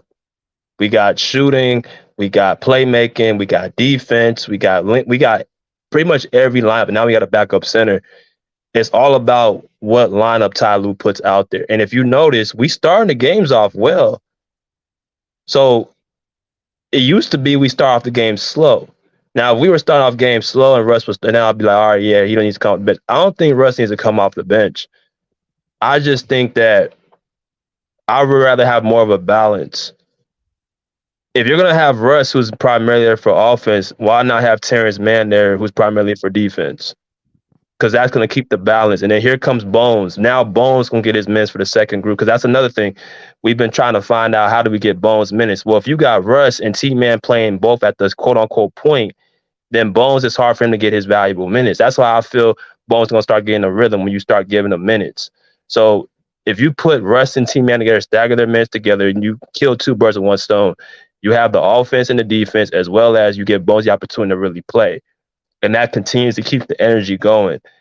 You have to continuously keep. That's why the Clippers are inconsistent, because they'll have the first quarter they'll do well, and then here comes the second quarter they'll slump, and then the third quarter they'll do okay, and then the fourth quarter they either do well or they lose the lead. That's based off of your lineups, how you have set up, and that's definitely a coaching issue. But it should be Russ and Terrence Mann together. Yeah, I want to see. I want to see that. That idiot Ty Lue, and I agree with you too in sports. I think this was a front office issue or a front office decision for you to sit up there and have Morris, a nigga that's slow as a snail on the court, has been in a slump shooting, can't rebound, can't defend, can't do any of the little things. For you to have him on the court for this amount of time, and he did the same thing with Reggie Jackson. Have him on the court for this amount of time, you're sabotaging the team. I don't think there's nothing wrong with our team. Our team is equipped enough to win a championship. Y'all have But too much talent on this team. we Y'all have have a lot of talent. a lot of talent. We got experience. We got youth. We got everything. We got athletes. We got everything. But if you don't have a coach to manage it properly, that's why I feel like. And then you could correct me if I'm wrong too in sports. You was there. Do you think that if Kyrie and LeBron didn't have to, if they didn't play the way they did them last 3 games, y'all would have won? No. We needed everything we could get. We definitely won off the strength of LeBron and Kyrie. And J.R. Smith, I throw him in there too. Ty Lue, Ty Lue not a bad. I don't want to call him a bad coach because he have his moments, but he's just not that great of a coach. I think to me, in my opinion, I think we won off the strength of Kyrie and LeBron. But that's just me. Right. I think Clippers don't have leadership. You say what, Bruce? There's no leadership on the team. Yeah, yeah. We kind of talked about that with Kawhi. He got to talk more to these guys. on the court when they need it. So I definitely agree with you. Um, what's good, Deuce? Welcome to the show, man. Hey, what's up, folks? It's my first time pulling up. I just found your show right now today. I'm a diehard Clippers fan. Uh, I'm from I'm from LA. I used to live on 35th place in Normandy, right around the Mm, corner from the sports arena. So you know what okay, I mean. I go back to the Eric Piatkowski days and Poole Richardson and all that. I'm a lifelong Clippers fan. And my respect. biggest thing I see with this team is pick and roll defense and intensity. I don't know. It Mm, almost seems like these guys are tuning out Ty Lue. Like he kind of right, lost the locker room. I don't know if anybody else is peeping that. You go back to last week's game against Sacramento in double overtime. All they had to do was foul him, and they don't foul him. They don't right, foul, and then Monk hits the three. So you know what I mean. It seems like these guys are tuning them out. I don't know if Kawhi had to step in and tell these guys to listen to him or what, because the pick and roll defense, this is atrocious, man. We got guys who can sit in the chair. We got 4 or 5 guys who can sit in the chair, and it seems like they're not trying to. Like the offense right. going to come, man. You know the jump shots. Like I know Ty Lue was telling them to take it to the basket. I know he is, and they're Mm, just not. And they're just not doing it. So it seems like these guys are tuning them out. I don't know if he lost the locker room or not. Maybe what his rotation decisions, like not playing T Man and sitting Rocco, because well, Mook's my boy, man. Mook put us through a lot of shit, but sometimes you fall off the cliff, bro. You can actually see it, bro. Mook can't stand in front of anybody. He can't jump, can't box anybody out. He's playing like 25, 30 minutes a game, right, going like right. 2 or 10. You know what I mean? Like I don't know if it's something personal or something like that, but it seems like these guys are tuning Ty Lue out. It's quite alarming because you shouldn't have to coach effort. You shouldn't have to coach defense. You know what I mean? Like certain things that are is like walking to a basketball player. Hey, guy pick and rolling you 10 straight possessions. Hey, here's the pick and roll. Jump the pick. Don't go under the pick of shooters. Like these guys really aren't accepting the coaching. It's quite frustrating to tell you the truth. Yeah, I mean they do a heavy switch defense, and that's I mean Ty Lue's telling them to do that. Like that's definitely a coaching. Like, look, this is my thing with Ty. I think he showed himself in 2021. People said he was a great coach over that one run, but now that I look back, bro, a lot of the stuff that he was doing in the playoff series is making it too hard. Like in the first series against Dallas, we go down 0-2, and went back and watched why we were going down. The personnel he went with Patrick Beverly and Zubac on Luka made it so easy for Luka to continuously score the way he did and pretty much put us out those first 2 games. When he went small and had 5 guys to actually be able to switch on defense, then what happens is when Luka calls a screen, you don't have Zubac guarding you no more. You don't have Patrick Beverly. Now you got Batum, you got Kawhi, you got PG, you got Terrence, you got somebody who got length, who's over 6'5", who can move their feet and can actually stay in front of you. So that calling for the screen ain't gonna work no more. Now you're gonna have to play head up. But he was but that's a Ty Lue issue. Like he takes too long to make adjustments. I think the thing what you said of him losing the locker room, I think that's true. I think that they probably did tune him out because look, players are like they're not stupid. Like they're out there, they know what works and what doesn't work. If you constantly sitting this man Rocco for a number of games, knowing he can help this team, bro, and I'm pretty sure they had some conversations in that locker room. I mean, at some point, yeah, you probably ain't gonna fight that hard for coach. Like you know, a coach, if you really rock with your coach, you're gonna fight for him. And I think they just look at Ty Lue like you're making it so hard for us to win. We should not be having to grind these games out. We should be able to come out with these wins very comfortably. So I definitely think they are kind of somewhat tuning them out. But I think the front office stepping in the way they did, I think that's what needs to happen. But somehow I think you got to save Ty Lue from himself. Exactly, bro. That switch defense, man, that doesn't work against everybody. Especially like you said back with Dallas, man. Luca, he ain't even all that, bro. Anybody can look like that. You dribble the ball 20 seconds per possession. You know what I mean? He's going into that James Harden mode where he's gonna get all the stats, all the rebounds, all the assists, But you keep switching him. You keep telling him to switch with Zubac like he's gonna miss one of these open threes. Like, come on, Right, man. right, Like Ty right, Lue, you're not Phil Jackson, bro. You gonna have to dig in there and coach. You know what I mean? You right. trying to say the same thing about Doc Rivers, but like Doc Rivers said, he was sitting right next to me. Yeah. So you know what I mean? He doing the same shit, bro. And it sucks, man, because this is our last year being good, bro. Next year we're not gonna be good. We're not getting new players. This is our last year being good. Yeah. Because these I guys are mean, falling off the cliff. the realest. Remember you said that when Ticket said that Ty Lue was on the bench with him, and he made the mistakes. I'm starting to buy Yeah, that shit, bro. I didn't want to yeah, say it. yeah, I'm starting to see that shit. yeah, You can man. see You it, know bro. what You can I see mean? it. It's like, He out there yeah, hollering and screaming and cussing. These dudes ain't even looking at him. right. You know what I mean? Like, it's crazy.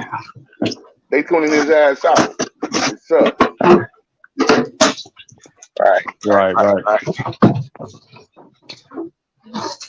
I never understood so long. Like Reggie, he saved us that one year in the playoffs, whatever. But this year, man, Reggie was on cruise control. He wasn't even fighting for his minutes. You know what I mean? And then they wasn't playing Moses Brown. You playing Zubac 40 minutes a game. Now he can't even play no more. You done drove him into the ground. I didn't understand why he didn't play Moses Brown more. I thought Moses Brown did some good stuff. He's not doing anything different than Mhm. Plumlee is doing Right, to me. right, right. You know what I mean? When him and John Wall was out there together, they had a good chemistry. But he would play Moses Brown like 2 minutes a game, or only doing like blowout times. You playing Zubac 40 minutes a game. Zubac's a good guy, man, but he's not that good, bro. In this NBA, in this NBA, he's He traditional. He a man. traditional big. He a Yeah, he can't. traditional big.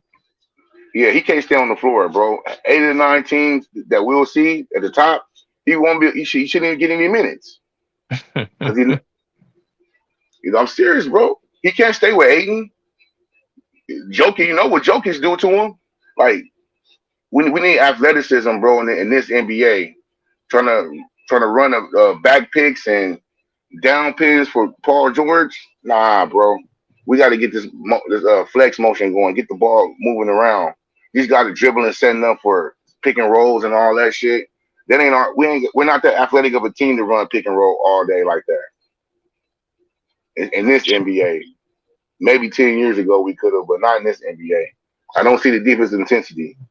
I really don't. Yeah, yeah, and that's kind of why I miss. I mean, I don't know how y'all feel about it, but with Patrick Beverly, I think that's one thing we did miss, that vocal leadership and attention to detail, because you gonna hear from him if people ain't locking in on defense. And like, I love Kawhi, but there's points that he takes off on defense. Russ takes off on defense. PG takes off on, and that energy is contagious. But when you have a guy who holds people accountable like Pat Bev, that's when your team defense starts to pick up. Because that's all it is, just effort and being in the right spot. That's all defense is. Other than that, you know what I mean? But I go agree ahead. with you so much about Patrick Beverly, bro. I agree with you so much. Okay. We're real the base, man. I know he gonna come in here. I know what he gonna say. I'm ready for it. Go ahead, man. Salute to the host and salute to the panel. First and foremost, hope everybody having a blessed day. Shoot, I'm just here to talk about whatever y'all want to talk about, man. If y'all want to talk about the Clippers, start off with, Ty Lue being overrated. They trusted that he was going to bring a championship to the team, coach them into a championship. But they deceived themselves because he's just one of the many coaches that got a free ride to the championship with LeBron. So at the end of the day, you ain't proving yourself to do nothing on a coaching level. You ain't proving yourself as an organization compared to anybody else. And it's getting even worse now this year because the Kings is better than the Lakers and the Clippers as far as seeding anyways. We ain't seen them do nothing substantially consistently in the playoffs. But as far as a regular season and standings, the Kings is better than the Lakers and the Clippers. So that's horrible. You've been the stepson to the Lakers for God knows how long. And now even the Kings are better than you and they beat you 2 times. It's just a bad situation. You got to be capping. You got to be not talking basketball if you're not holding Paul George and Kawhi Leonard accountable. If you're saying, oh, well, it's this many assists and this many points got scored, so that's good, but it don't matter about a loss. Yes, it do. After 3 losses, it was like, okay, maybe some concern here, but 4 and 5, panic mode. Panic mode, gentlemen. 5 losses straight is panic mode. 5 losses straight is you talking about blowing the team up. 5 losses straight is maybe Ty Lue need to get out of here. 5 losses straight is maybe all those other people that had Russ and said Russ was trash and we don't need him and we need to get rid of him. Maybe all those people was right. That's what 5 losses straight mean. Thank you, gentlemen. Man, so for to blame Russell Westbrook on our losses, man, you got to be a novice. I didn't blame Russ. Did you hear me say blame Russ? I just heard what you just said. Westbrook is that trash. People was right. I said that the organization, Paul George and Kawhi Leonard, they are all very unintelligent and stupid for thinking that this man was going to be different after 5 other teams said he was trash. So he hasn't been different with us? He hasn't been different with us? He has been different with us. He been different with y'all? Yes, he has. Do y'all hear this? The Golden State game was an anomaly, bro. That's the first time he played like that. Shooting 5 anomalies in a row? Oh, so, man, this guy. What you mean? This ain't about me being no Lakers fan or LeBron fan. This is about logically as a fan or a man, you're tired of 5 losses straight. Do you understand what I'm saying here, gentlemen? But the Clippers could very well be 4-1 right now too. It don't matter. They're not. They're not. We keep on going into what could be ifs. If was a fifth, we'll all be drunk on this panel. BJ, I have a question. Is Norman Powell injured? I think they're talking about he's gonna be evaluated in 1 week. So yeah, he got a sling. He in a sling. Yeah. BJ, I got a question for you. Who you think out of the 3 of Westbrook? Well, I'm not even gonna say Westbrook. I'm just gonna leave him out of this because he ain't no leader. He don't care about nothing but the basketball. Who's gonna step up between Kawhi Leonard and Paul George and say, I had enough of this? Guys gonna play defense. I had enough of this. These bigs gonna be real bigs and do what they supposed to do. The West is not consistent. It's weak in a lot of areas. The door is open for us to try to get a title. Is y'all gonna step up, or we just gonna keep on looking like bums? We just gonna keep losing, and our fans gonna have to make excuses as to how good we played, but can't tell me why we got 5 losses in a row. What we gonna do? Somebody got to come in the locker room and say, I had enough of this. You not finna get on the bus and ride nowhere. You walking home if you ain't gonna get a win today. Well, I remember, go ahead, Bruce. Go ahead. I remember the Clippers losing 6 games in a row when Ross was not on the team. Did they ask for some players to leave?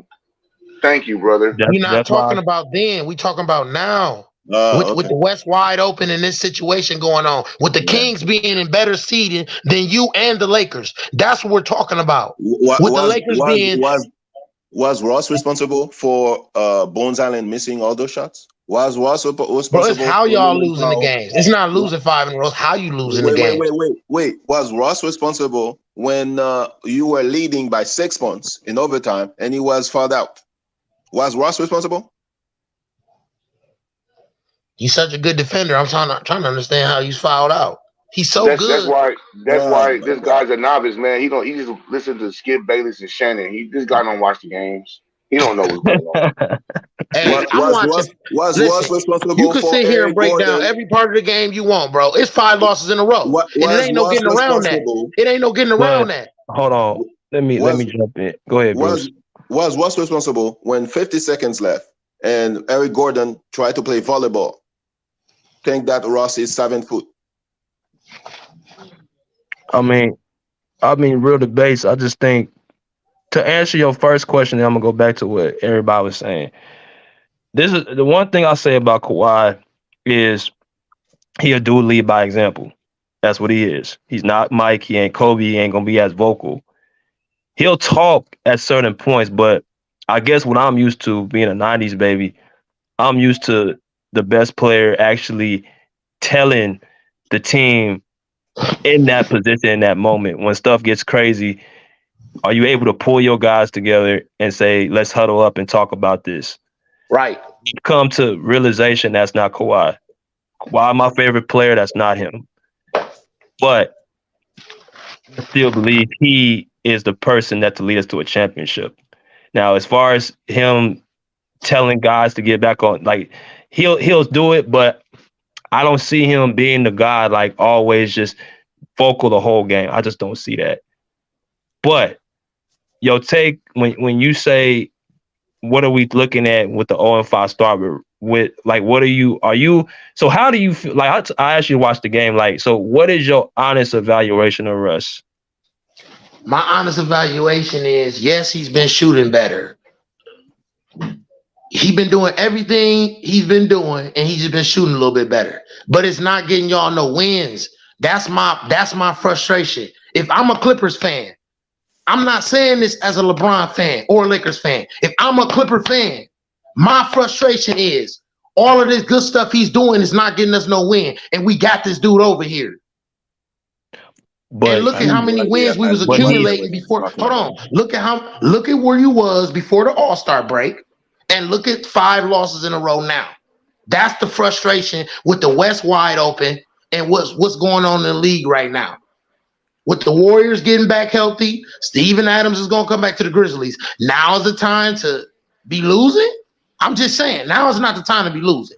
I don't care about what. Listen, I don't care about what Homeboy was talking about when y'all took 6 losses when Ross took 6 losses in a row when Russ wasn't over there. I don't care about that. I'm talking about right now. Yeah. But this is what we're saying. What I'm saying is, if you saying he ain't contributing no wins, that's the first thing you say, right? He's not contributing wins. I gotta look at, and this is why you have to dissect the game. You can't just jump and say we're 0-6 without actually seeing why. I'm more of like, I'm a detailed dude. I want to see why did we get to this situation? How did we get to this situation? Like, I want to know all the ins and outs. I don't want to rotations definitely play a huge part in it. Marcus Morris should be on the floor in the fourth quarter. That right there as well. But the thing about it is, Russ, if guys were hitting, I'm seeing Bones Highland, Norman Powell, Eric Gordon missing shots that Russ is giving them. Remember, we brought Russ here to play make and to be able to score, to play, to rebound, to bring, like, he's been doing his job. So I can't look at Russell Westbrook as the person why we're in this slump. Whether you want to say, oh, it's because we're 0-5, I'm looking at it like, well, what is everybody else doing? This is a team game. So what are you guys doing, contributing? Because he can't do it himself. In my opinion, right, Russ was the best player on the court last night. But because they lost the game, now the narrative, this is what they do with your Undisputed with Skip Bayless. It's like they are looking for any narrative to blame this dude for everything. Do you believe that would happen if it was a regular point guard coming over there, or is because it's Mr. Triple Double, Mr. MVP, Mr. Russell Westbrook, Mr. I don't love nobody else but the basketball. The basketball is my only friend, bro. This is what y'all got over there. This is why Skip coming at him. This is why a lot of people coming at him, bro. Everything you did. See, this is what people fail to understand about basketball, right? When you are a superstar elite player and you come to a team and you've already been to the finals, you've already done a lot. It's expectations. But if it was a regular point guard, we would be pointing the fingers at the coaching staff, at Paul George, at Norman Powell, at Kawhi Leonard. But because it's you got to, and I'm not gonna say y'all, but you know and I know there was a bunch of Clipper fans. Yeah, we got Russ over here. He gonna be different. Watch what we gonna do to y'all in the playoffs if we see y'all. All this crazy stuff y'all talking, right? Not y'all, but some of y'all, right? You got to understand. You got to stand on that. You just like listen. So When he came to the Lakers and we was talking mess, talking about, oh yeah, y'all saying he ain't gonna be a good fit. We gonna do this and we gonna do that. Watch how he look on the court with LeBron and AD. And then when everything blew up, we had to stand on that, right? We had to deal with trolls. We had to deal with people talking about us. We had to deal with a losing streak. We had to deal with all that stuff. So that's what y'all got to deal with, bro. let's not talk about trolls. Lakers fans are one of the biggest trolls of It all ain't time. about who the biggest trolls is, bro. It's No, about no. when a So player shows that he's why trash are you and he come to your team. Don't sit up there and whine about people so getting why that are shit you wrong. why are you Westbrook standing ain't more? trash, bro. That's the Bro, problem, right? listen, I'm not saying trash, but what you got to understand is, listen, he does not have a pattern or history of winning.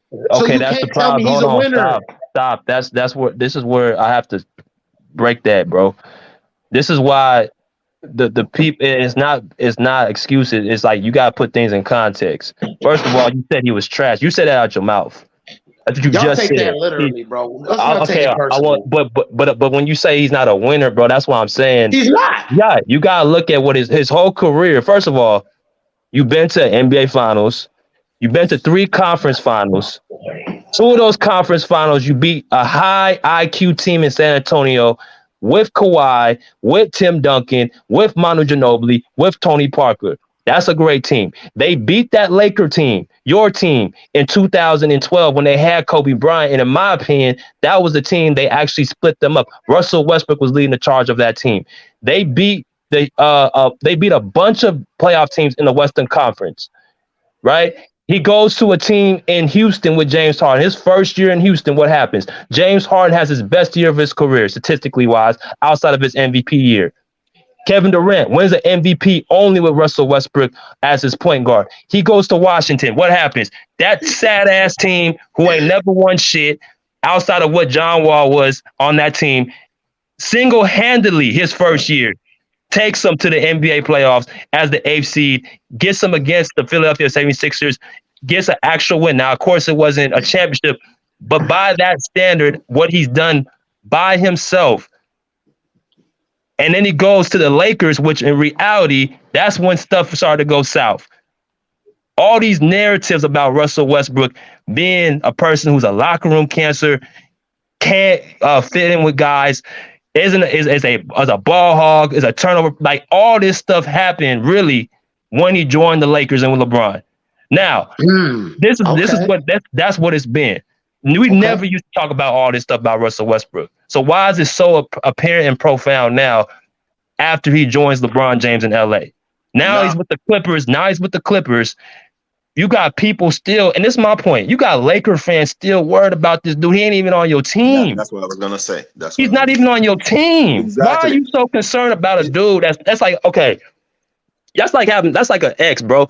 If I move on to a different lady or a different woman, and my ex is still stalking me, still bothering me, still coming outside my window, still coming to my house, still worried what I'm doing, and I done moved on or she done moved on, why are you still concerned, bro? That's stalkerish energy. This dude has been off y'all team for going on a month, and y'all still worried about dude. Exactly. I keep worried about all these Laker fans I've never seen keeping tabs on a dude that's not on their team.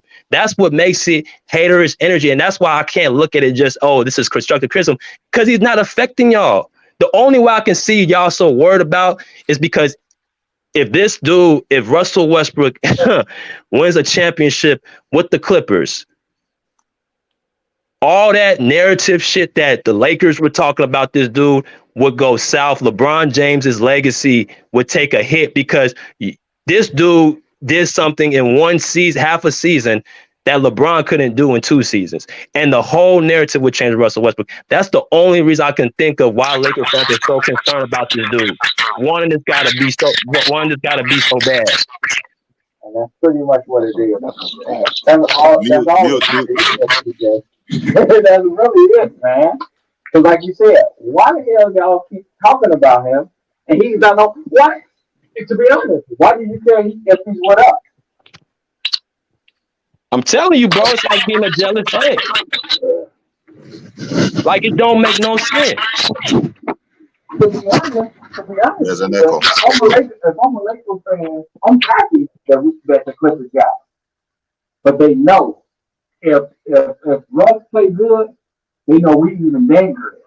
You know, so like I said, that's all And it I is. just said, if was a fifth, Hold we'll on. Somebody all got an be on echo. here doing the drunken monkey. Somebody got an echo. If was a fifth, we'll all be on here doing a drunken monkey. So until Russell Westbrook I don't know what get that y'all is. into the playoffs, win the finals and all that, bro, I'm not finna sit here and entertain. Ooh, we got Russ now. They just like a jealous, scorned lover. Bro, get up out of here. You trying to create that narrative, bro. You No, trying to you create okay? that Hold on. narrative. How about this? Why don't you stop and just wait and see what happens? Why don't y'all just stop and wait and see what happens? We're How not about talking about it. We're Because not right now talking you about losing. Right now you losing. That's crazy. And hold that's on? just Somebody being got an real. echo. That ain't being a hater. That's not being a hater. Right now You you're losing.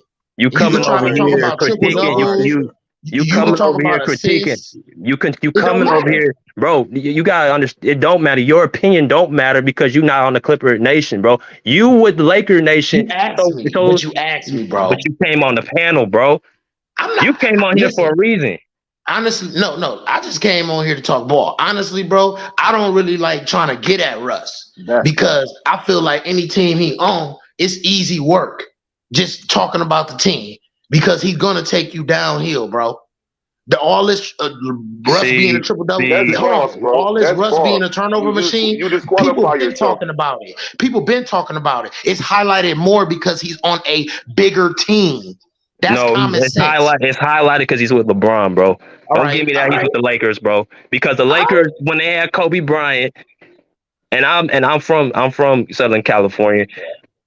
When Kobe Bryant was with the Lakers, you didn't have all this toxicity blasting players. It's when Okay. LeBron brought his ass over to the Lakers, brought all that media attention. Is when all this stuff hated with. Don't keep it real, bro. That ain't no It's Laker all thing, bro. everything. Listen, Facts. everything that goes Facts, on in the bro. league with hold on, Facts. everything that goes on in the league with every team is LeBron fault. You right. Nah, just Everything. bro. Look at the timeline. Look at the people everybody who's had a career where they started messing with bro. Kevin Durant, Russell Westbrook, Anthony Davis now, Kyrie Irving.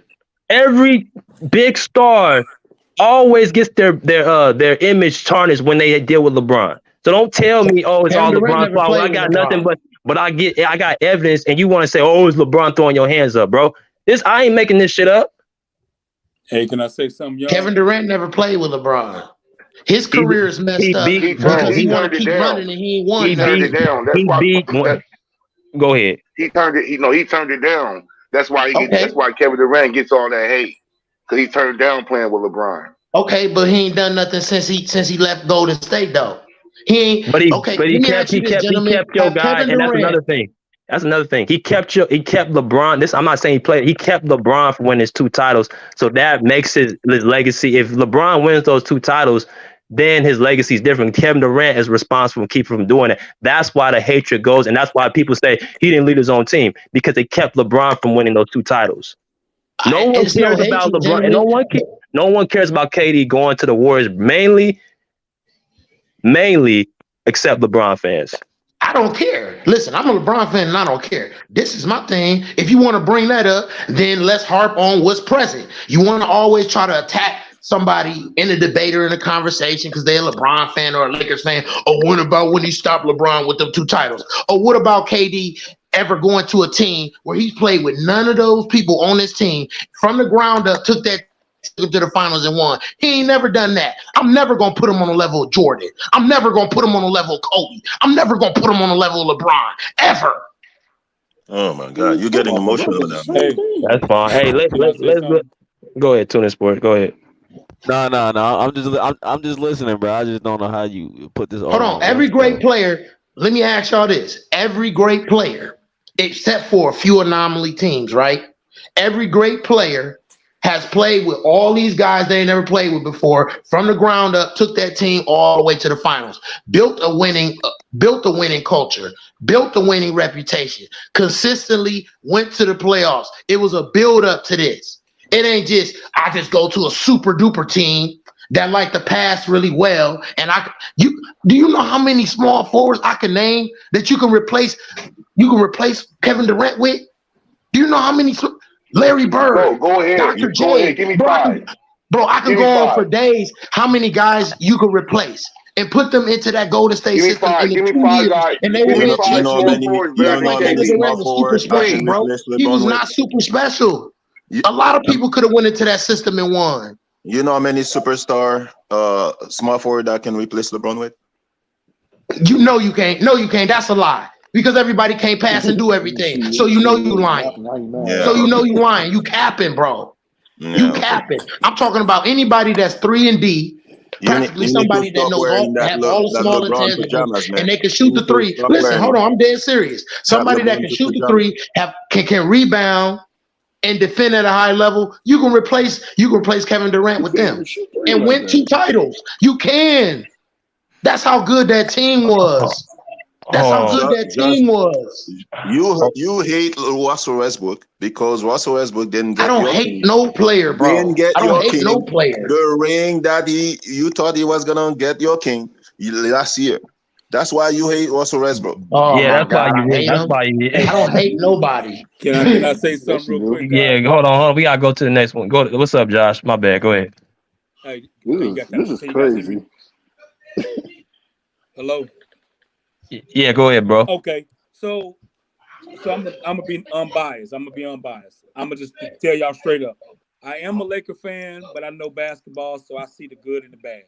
The Russell Westbrook thing, I ain't gonna lie. I didn't think it would work, but I did not expect 0-5. I'm not blaming them, but I don't think everybody's realizing when you look at the stats on how he impacts your team. He impacts your team directly some games and indirectly some games. So indirectly, he messes up your rotations. I thought the Clippers looked good last night, but I know when Kawhi Leonard, Zubac, Powell, and Morris comes back, now you got a rotation situation going on here. With the Lakers, it took them an entire year to realize that Russell Westbrook is better coming off the bench. Now, I'm not saying he's bad, but I'm just telling you how he impacts you. He messes up rotations in situational situations because Russell Westbrook can go 20 points, 10 rebounds, 10 assists, and you look on the stat sheet, but the things that you don't see is it's difficult for your team to score in a half-court offense because they're not guarding him. It's difficult for your team to stop anybody because he's bad on off-ball defense. Now, Russell's balling statistically. Now directly, he's going to have games like that against Golden State. That's just going to happen. We've seen it in Houston. We've seen it in Washington. We've seen it in OKC. But the thing with Russell Westbrook is not all about the stats on how he impacts you. Just like Udonis Haslam impacts Miami and he's not even on the court, is the same way how Russell Westbrook negatively impacts everything about the organization, not just his stats. Right now, you have a rotation issue.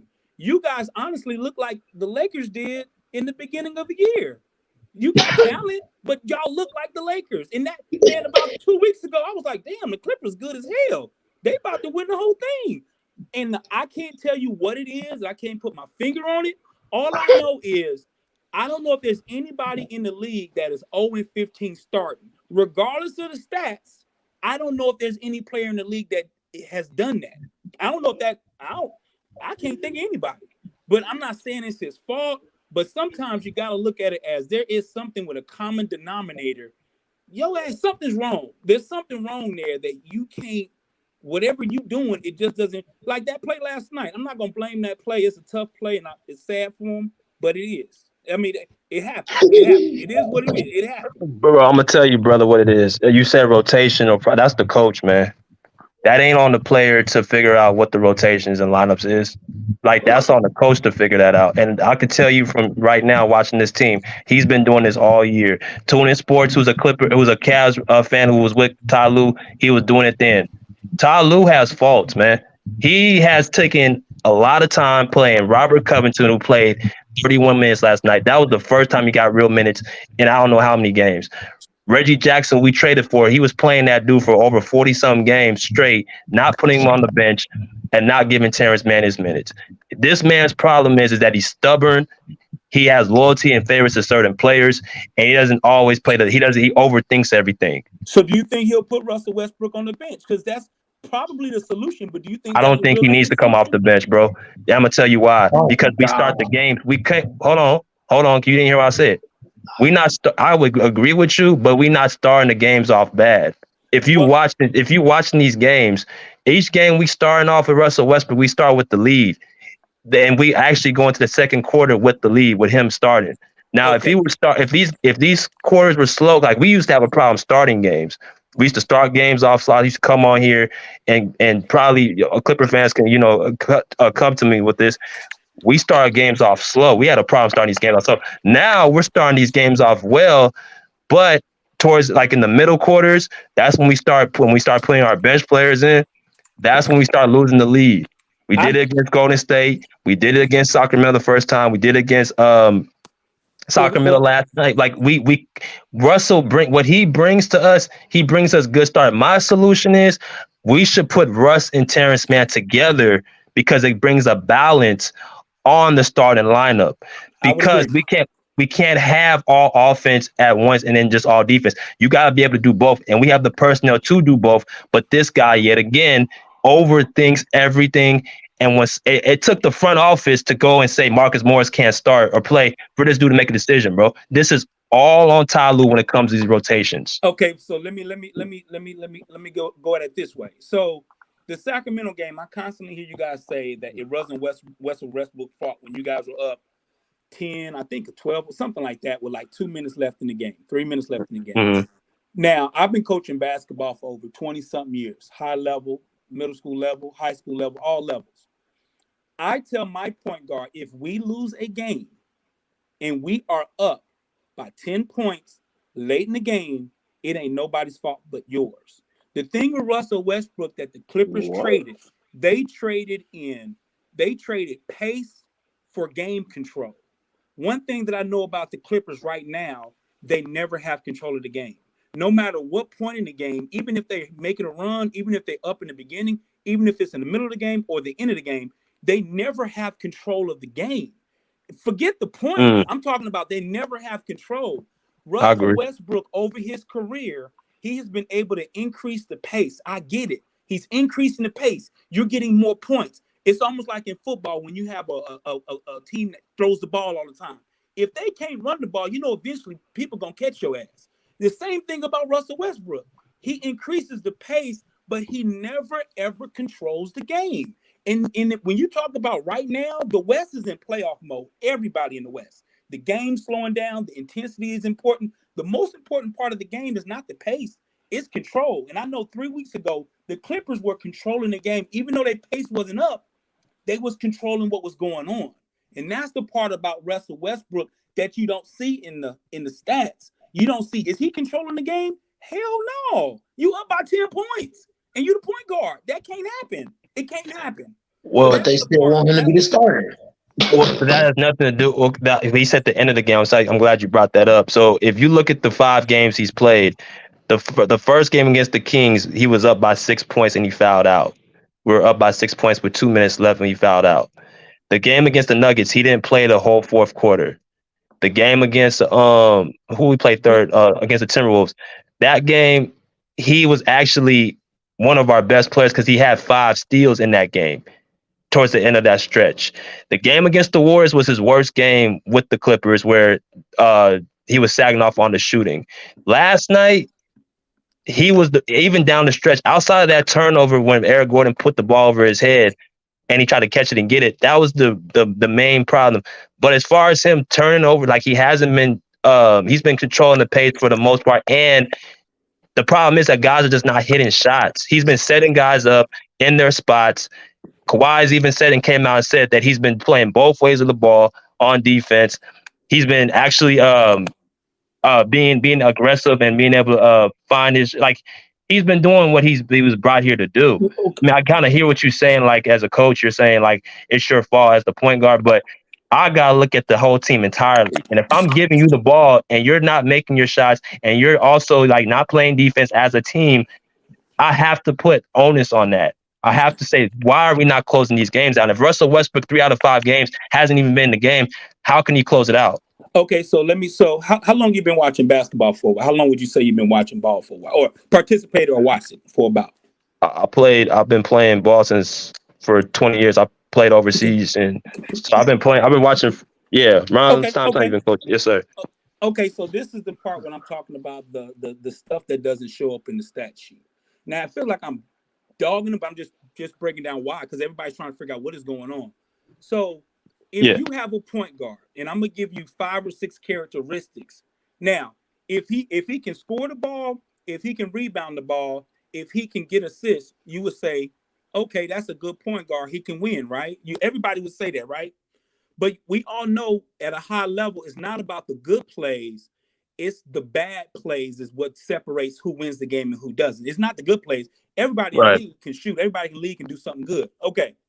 So when it comes to Russell Westbrook, this is what he can't do. And this is facts. This is not hyperbole. This is just what it is. Okay. One, he can't shoot free throws consistently as a point guard. We know that. He can shoot a little bit, but as a point guard, he's not a guaranteed free throw shooter. That's a problem when you're talking about a championship team. Okay, another. Let me just break down each one. He can't shoot as a point guard consistently. He can get a bucket or two. That's a problem as a point guard. One, he has bad IQ late in game decision making. That's a bad attribute. Off ball statistics. He is the worst off ball defender in the NBA. That's a bad situation. Also, he is considered the worst off ball offensive player because teams don't guard him. Now, you have the good side and you have the bad side. I don't know on any level from Europe to NBA to high school to even the YMCA. If my point guard can't shoot, can't defend off ball, has bad IQ, and is horrible in off-ball situations because no one guards them, I don't know how you consistently win. You might have a game, you might have a stretch in the game, but eventually the statistics start coming back around and you regress to the mean. Those are attributes that Russell Westbrook absolutely has, and nobody on here will argue with it. So how do you expect in the end, the Clippers have championship attributions, how do you expect to overcome that? The best player has to control it. This is what I would say about that. This is why I say it's going to come down to Russ. It's going to come down to Kawhi and Paul George. It's not going to come down to Russ. But Russ has a powerful personality, though. But he's not. He knows he's not better than those two. I don't think. I think we got to. I think Russ has the awareness enough to understand who to give the ball to. He's been doing it with this team, and also off point, he's been hitting his free throws. I think free throw wise, because Russ has been throughout his career mostly a pretty solid mid-range shooter. I noticed when he got with the Lakers and and this is mental. I noticed when he was pulling up for jump shots, his feet were shuffling, and then when you got people in the crowd yelling, shoot it, like mentally, that can mess with your mind. So I don't think Russell Westbrook is this guy that just lost his shot. I just think that when you're in that an environment, then that's when you start, you know what I'm saying, doing things that you normally don't do. Russell Westbrook, I've seen it many times. He can hit the mid-range shot. He's shooting the free throws with us better. I know it's a 5-game sample, but he was 100% from the line up until last night. So what would go ahead. Okay, so what's your breaking point? Because this conversation that we having, it's the same conversation the Lakers had all last year in the beginning. It's the same conversation. So what would be your breaking point where you say, damn, dog, you know what, man? I know his stats are good, but he might have to come off the bench. What would be your That's why there's no but there's a problem. First of all, the Lakers and Clippers are two different teams. You guys don't have the Lakers don't have the shoot. This is why I say this is different. The Lakers don't have the shooting. You got LeBron James trying to do. LeBron James and Russell Westbrook are the same person. So if they're on the court together, LeBron can't play unless he has shooters. If you want to know how Russell Westbrook, look at LeBron James. LeBron James does the same thing, except he's just 5-6 inches taller. He's about 50, 60 pounds heavier, and he's a tier above Russell Westbrook. That's what it is. But their playing style is exactly the same. So you can't have those two on the court. That's how I knew the Clippers, he would look different because they have the shooting around him. The Lakers don't have the spacing to be able to play on Russell Westbrook's game. So the breaking point for me is not really a breaking point. I'm not looking at Russ as the problem. And I don't think there's no evidence to show he should come off the bench because we start these games off strong when he's playing. My solution and my opinion is we need Russell and Terrence Mann together because they can both be a balance. Russell brings the offense, Terrence Mann brings the defense, and that's what been the Clippers' problem is their balance. So I don't think Russ brings what we've needed all year. So that's what he needs. So when you talk about shooting, we definitely saw him in Houston. We saw him with Bradley Beal, and he's made the playoffs. I get that. But in regards to how they defend him, I mean, the critical games and kind of just leaving him open, I remember when the Lakers played Houston, they did the same thing that Draymond Green did, and they forced him to shoot the ball. And he has to take the shot. But I think in critical pressure moments, in stressful moments, I wouldn't feel comfortable if I got Kawhi and Paul and all these other shooters that they're guarded. It's like 5-on-4 on when the other team's on defense. They gonna leave him open. That's a very uncomfortable feeling. I feel you. I understand. So I mean, I'm gonna step back. I'm gonna let you guys go. I just had to come in. I appreciate the show, man. Love y'all show, man. Yes, sir, man. Appreciate it, sir. Thank you. Hey, Bubba, what's good, man? Salute, BJ. Salute to the panel. BJ, when you talk about Russ and Terrence Mann both being in the starting lineup, I kind of don't like it. I kind of disagree with that because that means that Kawhi has to play the power forward position, which he's not very good, giving you 8 to 10 rebounds consistently. So me personally, I think Terrence Mann is best to come off the bench, and either Terrence Mann starts or Russell Westbrook starts. I don't think they should both be in the starting lineup. I don't think Kawhi will have a problem at power forward at all because he's strong enough to handle that position. Most of these power forwards are not really bangers like that anyway. Kawhi can play. He can adjust. That's just his game. And I think it opens the door for Bones to get more minutes. Because, if you have Russ and Terrence Mann playing point guard, Bones, it struggles for him to get his rhythm. But if you have them both together stagger their minutes, you can allow Bones to come in off the bench and bring his energy. So I think there's a lot of benefits for having Russ and T-Man playing with each other. BJ. What up, man? I love you to death, bro, but this is insane, bro. This is getting out of hand, bro. The guy that just left this panel, he told you everything you need to know, bro. And you still giving us a merry-go-round of reasons why this team gonna be successful as they currently constructed with the coach. It ain't gonna happen, bro. It ain't gonna happen. Because you understood. I actually heard him out, and I actually heard his points. But because the reason why I could say he made points because he actually broke it down, certain things. You, bro. It's just it don't matter. It don't matter what I said. It matters that what you saying afterward. Do y'all hear everything he's saying after this man said what he said? Well, I believe Russ still need to start. I believe Terrence Mann and Russ need to play together. Why should he not start? Other than they losing the games. Why should he not start the games? If you saying finish, okay, you make a better case. Okay, he shouldn't finish games. But why do you want him out the starting lineup so bad? Tell me. I don't understand, bro. That's why I say, do you watch the Clipper games? BJ, can you tell me any starting point guard for any team that you would have in 3 quarters and then just bench him in the 4th? I didn't say bench him for the whole 4th, bro. Anybody you do need to bench him for the whole 4th because the 4th quarter is very important in the playoffs. Bro, the 4th quarter is 12 minutes. You don't have to bench the player for the whole 4th, bro. Oh man, I can't. I'm sorry. I just can't get with your logic, bro. I'm sorry. I just can't get with your logic. Hey, y'all, Clippers fans. What BJ is saying is gonna have y'all getting up out of here real quick, bro. Russell Westbrook is going to lead you to an early death. He cannot play the half court, bro. You should be happy about it. So why are you exasperated? I'm not happy about a team doing well and then Westbrook come over there and destroy it. You like are a lot of. Lakers Hold on, fan. listen. Hold up. That's a lie. Hold on. That's a Hold on. lie. Hold on, bro. No, Hold up. hell no. Hold Hell up, bro. no, bro. Y'all can't No. tell me how I feel. First of all, I'm a mature Oh, grown man. Listen, I'm a mature grown man. I don't got time for the kitty games, trying to be Really? happy that other people being unsuccessful. I crack jokes and all that, bro. But at the end of the day, bro, this is bad, bro. It's bad. Yeah. It's bad that you keep making excuses for Russell Westbrook, bro. I'm not making It's bad. excuses, bro. Just because I don't agree with what you're saying, you have no logic to your point You making don't have excuses. to agree, bro. Listen, That's you can that's be the problem. delusional. You can be We can't delusional if you even want to have be a delusional. discussion without that, bro. Excuses, that word gets thrown around like a frisbee. Like, oh, you making this nigga. I'm breaking the game down and telling you why I feel Russell Westbrook.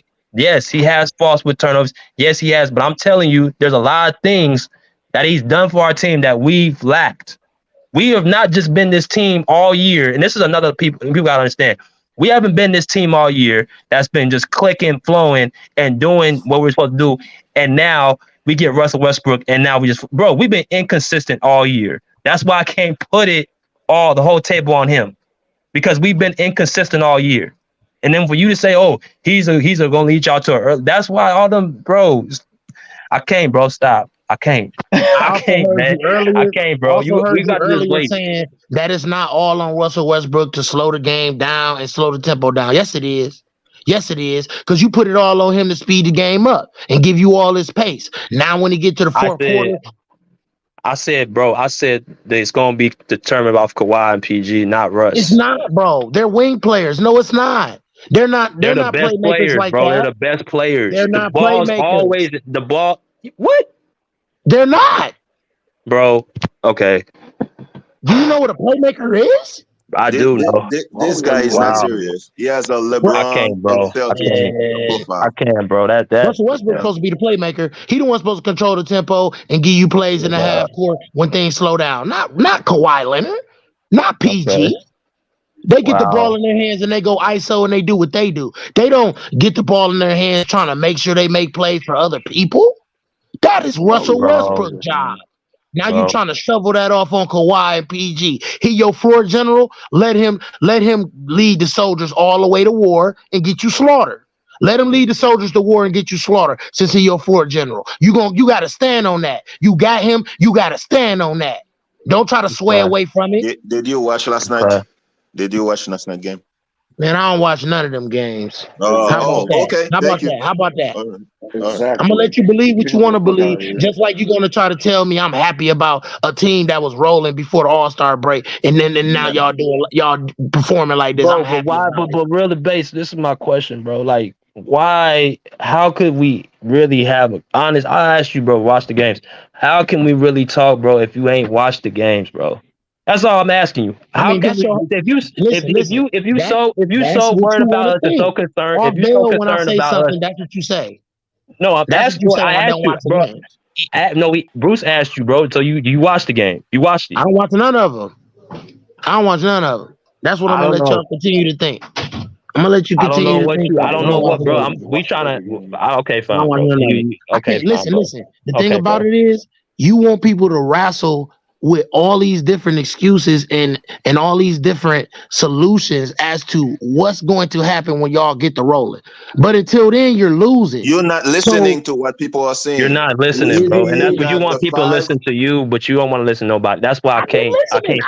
No, you're How am not. I just talking? Am I listening? You're not listening, bro. I was sitting there listening to you, listen to Homeboy tell you every reason why Russ should be benched, every reason why Russ shouldn't be over there, every reason why Russ has messed up on every team, and you turned around and No, dismissed you all of it. adding on, You bro. Yeah, you dismissed go all making of your it. own narrative, You bro. He dismissed did not all of say it. all that. That's why I can calmly listen to what he was saying, Yep. because he actually made valid points, Yep. and even the points I made back at him, he said, "Oh yeah, I understand that. I agree." You nigga, it's just everything. Just back and forth like it's no. Russ is a cancer, man. He gonna mess I like never that's said he was a why cancer. I can't, bro. I can't. I'm sorry, bro. If we gonna have When a, did Russ is a cancer came out my if we, mouth? bro, you saying he's gonna distract all your soldiers and all that stuff, bro. It's gonna be a whirlwind. All that stuff you've been saying, all these narratives, bro. Russ shouldn't be on like that's your agenda, bro. You I'm think not gonna Russell say Westbrook nothing else be about Russell? Russ. We just gonna But let it ride out. We're please gonna let let it it ride ride out. out. Please let it Yep. ride out. Please let it ride out. Ride on out. Let it ride out, bro. Till the engine fall out of the car. Let it ride out. Y'all just Go make ahead. sure y'all get past that in the It play-in, don't bro. matter what we do. We got 17 banners over here, homie. Okay, then Y'all you need to shouldn't get be over done. here, Here we go. bro. That's what Here you we should go. be over here then. You just said, Here and we this is the go. same dude that says championship or bust every year. Now it don't matter. It That's why I is. came, bro. But I hold can't. on. I can't. Listen, hold on. No, I can't. You gotta go, bro. That's that troll energy, bro. I can't. You just About said and time you came on said this that. panel said it's championship or bust, and I ain't never kicked nobody off the panel. But I About came with the troll time. energy. We're gonna have a real conversation, bro. And I'm cool with every fan and in the NBA in the NBA arena. If we can't have a real conversation, bro, and we gotta keep dealing with that troll shit, you gotta go, bro. You gotta go. One thing I hate Laker fans that constantly say it don't matter, it don't matter, it don't matter. But yet they constantly be coming over here talking shit and running their mouth about championships they weren't even probably born yet to see. Most of these championships they weren't even born yet to see. Jim Crow era. Yeah, man, like, bro, let's have a real conversation and stop this troll shit. Real debates. You can't be on the you off the panel, bro, permanently, nigga. You gotta sit your ass in the comment section. I should have kicked him off Oh, a that's long a time permanent ago. ban. Bro, he out, man. About I can't. I about can't time deal you with the did that trolls, man. shit. I should have kicked him off a long time ago, but I tried to give him a chance, but I Hey, can't. everything he said was some bullshit. Man, he gonna be a whirlwind, bro. Yeah. Shut your ass up. Like he made no points. He don't watch the games. He didn't make no points. He just sitting and trolling. We're Yeah. not saying Westbrook is like gonna be perfect. We're saying that for the 5 games that he played with the Clippers, he hasn't been that bad. He has been great. That's Right. what He's that's been what our I'm best. saying. He's been our second best player, in my opinion, bro. And I think Yeah, now he's he was. been better than Paul George, man. Yeah, he was and better now than him last night. and now we play the Grizzlies tomorrow, and John Morant suspended. Yeah, we'll win tomorrow. We'll definitely win tomorrow. And And guess what? Brandon Clark is out of season, man. Brandon Clark. Brandon Clark out too. He tore his Achilles. oh shit, that's big. Grizzlies in trouble. Damn. Dog, and I hate that for him, but I mean that's huge. They got the Grizzlies falling apart now because Ja going through what he going through. Dylan Brooks with his antics. Desmond Bain really ain't been showing himself really in my opinion this season. The He Grizzlies might hasn't. be a first round exit, bro. Brandon Clark. I just Yeah, saw the they could. report They that he could broke. drop. I just saw the report that said he tore his Achilles. Bro, that ain't easy to come back from. It ain't easy. But Who let they me get play y'all last last night? and they say Marcus Morris is going to look to be replaced from the starting lineup, bro. What y'all thoughts about that? Hallelujah. Put Rocco in. Right. Put Covington or Batum because they want to play defense. Morris wants to do cardio. Yeah. Um Jermaine said, so BJ, you think Ty Lue's the reason y'all losing? Uh Yes. I'm gonna let y'all answer that question. Yes. He's Very part of much it. so. Hey, VJ, I got a question for you. Go ahead, brother. I got 3 people, well, maybe like 2 coaches we should consider, and I want your opinion on that. How do you feel about Ime Udoka or the possibility? 'Cause I heard this past summer they was talking about Phil Jackson. Phil Jackson? Oh man, if we get Phil Jackson, that's the cream of the crop right there. This team needs if we get, I'm cool with Ime too. I would be cool with Ime. Um if we get Phil Jackson, bro, which I don't see how we would get him, but if we got him, bro, it would be that would be like that would Uh, be like heaven, bro. Phil If Jackson not we, going to the Clippers. He was clashing with Jerry West. That's one of the reasons why Jerry West left the Lakers. Don't the only way that will happen is if Jerry West went and talked to him. Yeah. And Phil Jackson doesn't want to travel. He only wants to coach home games. So that's not gonna happen. And I think we have the personnel of guys who be willing to buy into a Phil Jackson because Phil Jackson. I mean, when the last time he coached? I don't remember. Like the Lakers, 2008.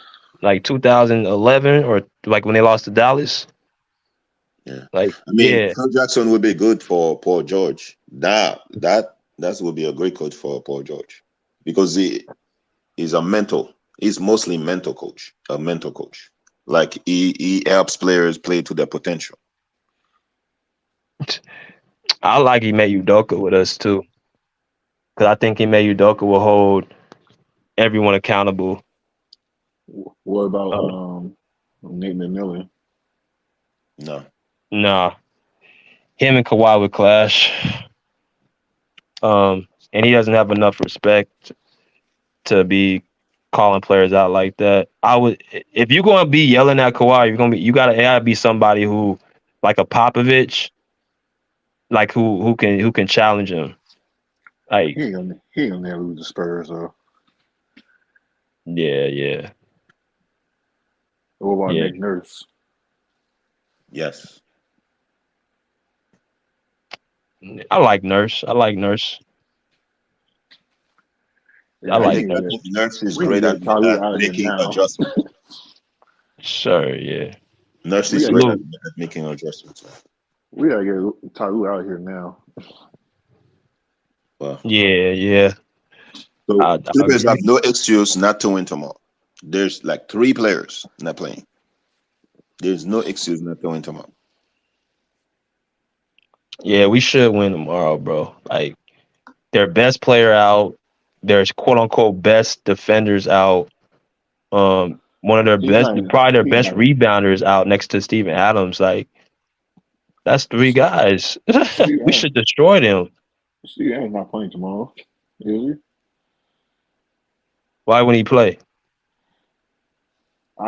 He back. I didn't know he was back. I didn't know he got hurt. Who got hurt? You know, he said Steven Adams is back. So what's going on with him? Oh yeah, Steven Adams was hurt. He hasn't been playing. He's been hurt for a while. He been here for like what, last 2 months? Yeah. I thought I saw him play against the Lakers. So I think he Mm. back, but he ain't gonna make a big difference. I mean, they ain't got no shooting like scoring like that. All you got to So worry about is Jackson. who that do his shot selection is terrible.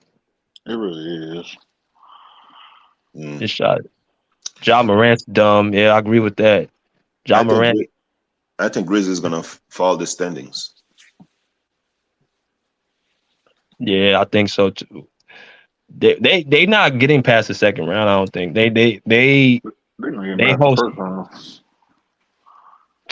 Yeah, we'll see. I mean, Ja Morant's dumb as hell. Yeah, that's for sure. Well, if I make it and I'm making money, why do I want to go back to a life that I try to escape? I don't get it, but okay. Yeah, I couldn't do it. But that's just it, bro. Ja Morant didn't even come from that. Like, that's not even his. Yeah. That's not even him, bro. That's just He who he got some tries to be. homeboys.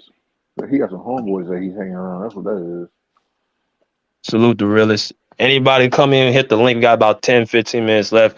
I'm about to go over to Ticket TV's channel in an hour and a half, bro. We got a good show for y'all. You about to hang out with that clown? Hey, you know what, man? I used to think Ticket was like lame, but bro, actually talking to him off air, bro, he actually pretty solid, bro. I ain't gonna lie. I mean, that's just him on the screen, but he actually pretty solid. He's playing a character. He's playing a character, bro. It ain't really him. Hey, BJ. What up, bro? Hey, yeah, I just seen that Ja Morant suspension. Now I'm gonna tell you, Ja Morant is a fuck up. He's stupid. But I'm also thinking the NBA on some bullshit. Because look at the next 2 games Memphis play. Man, that's Clippers. conspiracy theory, man. Conspiracy, man. Come on. No, What you man, come saying? on. How? What you Why saying? would like they said, they don't know if that live old new. You really don't know. That was See, last you night. don't know. But no, people saying that's old. People were saying that's an old live though. Then you have people say, "Oh, that's new." So the NBA say, "Okay, we're going to investigate it." But why It's would you suspend Memphis. it? It's Memphis Grizzlies that suspended Jamal, not My the whole NBA. the NBA told Memphis to do this, man. Oh, come on. Okay, Bruce. Okay, man. Why Okay, why would the NBA want one of the young stars to lose? It's Ja Morant that's losing. it's to help the Lakers, man. Oh my God. The Lakers didn't go to the playoff last year Okay, let me ask you something. You think the Lakers are gonna win that game? against the Grizzlies. Yeah. It's I mean, possible, bro. the Grizzlies should win. Okay. More than likely they was gonna win that game. So Right. do you Right. think the Lakers gonna win tomorrow? We play the Clippers. We play them tomorrow. No, I'm talking about the Lakers. The Lakers play tomorrow. Golden State. I think Golden State is gonna win. I think They Golden gonna State gonna win. win. So that will be a 3-game. Let's be honest. Let's just be honest. They need the Lakers. They want the Lakers to be in the No, NBA. Okay, Bruce. Okay, okay.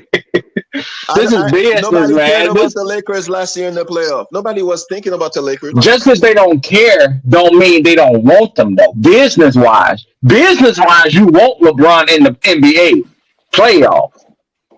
That's just business, man. Yeah, You do want him in there. Like I said, man, it's funny how that just came along, 2-game suspension. Because what happens if it come out if that video is old? So the NBA loved the Lakers so much and didn't give to them didn't give LeBron a foul against the Celtics. Okay, what happened ever since then though? Ever since then, What happened? what happened? Ever since they came out and apologized. We never seen that before, right? We never seen that before. The referees came out and apologized to the Lakers, to Because they LeBron were about wrong. that. Because they were wrong. They should apologize. They was wrong. Okay, so the Lakers the only team. The Lakers the only team to get screwed over by the ref. No, the Clippers get That screwed was up. How about the obvious. refs? It's been a lot of obvious calls. It's been a lot of them. Hey, And like I said, at the end of the day, any team LeBron's on, that's money, man, hey, for the league. you say a lot of real thing, but this is not that's not real, man. I'm telling you. Okay, all right, okay, That okay, okay. come on, man. Come on. That's going too far, man. That's The conspiracy. Clippers get screwed up by the referees every game. Hey, they came out. After that. Was it the what game was that? Did they say they missed the call that cost us the game? I didn't hear them coming out and apologizing to us about that, did they? No, they didn't do that. So, like I said, man, I smell bullshit, man. I smell bullshit. I smell bullshit. Yeah, I don't know about that. Just flush the toilet, man. Just flush it. I'm telling you, man. Hey. I love it for us because we should get this win. So I'm not knocking it. But they do want to see the Lakers make the playoffs. They do want to see that. I have no sympathy for John because he put himself in that situation. Okay. I mean, telling you you. gotta I'm telling you, Nike. You gotta deal with Nike. Your shoe coming out. You get all those deals, Power Wade, and look at it. Now you're gonna lose them.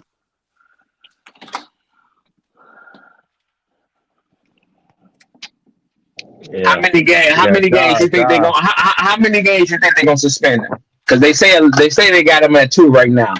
So they got them at 2, which will be the next LA games, right? He played the next LA teams. So that's two. And they play Golden State, and Golden State showed up last week. Yeah, Josh, he is a fuck up. He is dumb. I can't even deny that. That dude is just throwing his whole life away, bro. Who, Ja? Yeah. Mm. I think it's dumb, bro. I'm telling you, he hanging out with the wrong people. He got his friends out there. Yep. When you're trying to be hard, instead of trying to be hard with your money, you're trying to be hard with people. That's what happened. Like, he got his homeboys out there. Of course he's gonna be like this.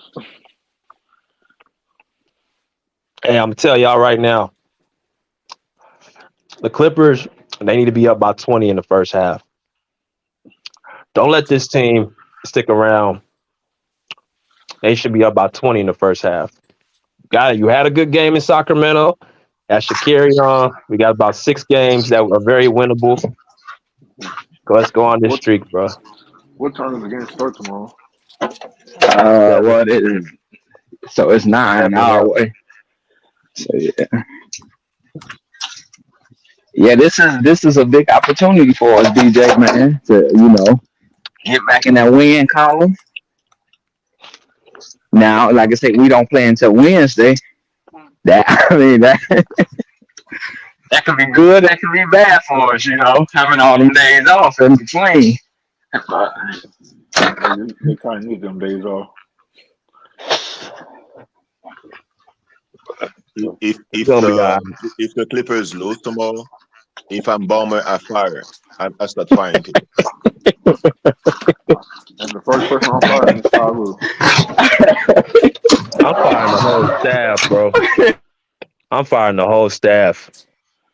If that shit, bro, I would deactivate my channel if these niggas lose tomorrow. Y'all not gonna see me until the NBA season over. Nah, I'm playing. Yeah, I know you bullshit when you said that. Man, Oaktown was good, brother. Said, why is Ja out? He out for 2 games for trying to be hard.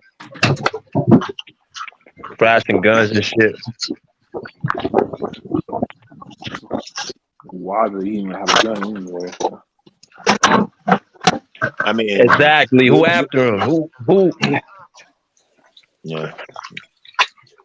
You're in the NBA and you got a gun. What trying to be Gilbert Arenas? I mean, just like the NBA players have guns. It's not you can have guns. Right. That's what I was about to say. I don't care about you having a gun. It's just it's funny because I was on Mookie channel a couple of days ago, and man, they was just talking about all this, rah all this shit. And I told Mookie, I'm like, this shit don't impress me, man. I said, me and you may never walk path in our life, and we talking shit back and forth over YouTube. Like, man, all that shit don't impress me. I know what I'm capable of doing. If you who you is, you know who you capable of, what you capable of doing. Let's keep this shit on some YouTube shit. Like, all this back and forth of what we do to each other. Like, I'm not gonna entertain all that bullshit. And like I say, Ja Morant, he's a fuck up. His father, I'm kind of skeptical with him because it's like you looking like the yes man in a way. You see what I'm saying? So it's like, that's what happened when the child is paying the bills. Exactly. When your pays the bills, the role change, the role switch. The father is like a fan now. I don't think he's like a parent now. I think he's like a fan. Where's his mom, man? That's what I want to know. I don't think he don't really show his mom too much. I know his mom is around, but she's not really on camera like that. Right. I think I only seen his mother one time, and you can tell his sister kind of got like a little mouth to her too. She kind of a little, mouthy, but I mean, she looked just like him too. Yeah. She looked like Ja with a wig.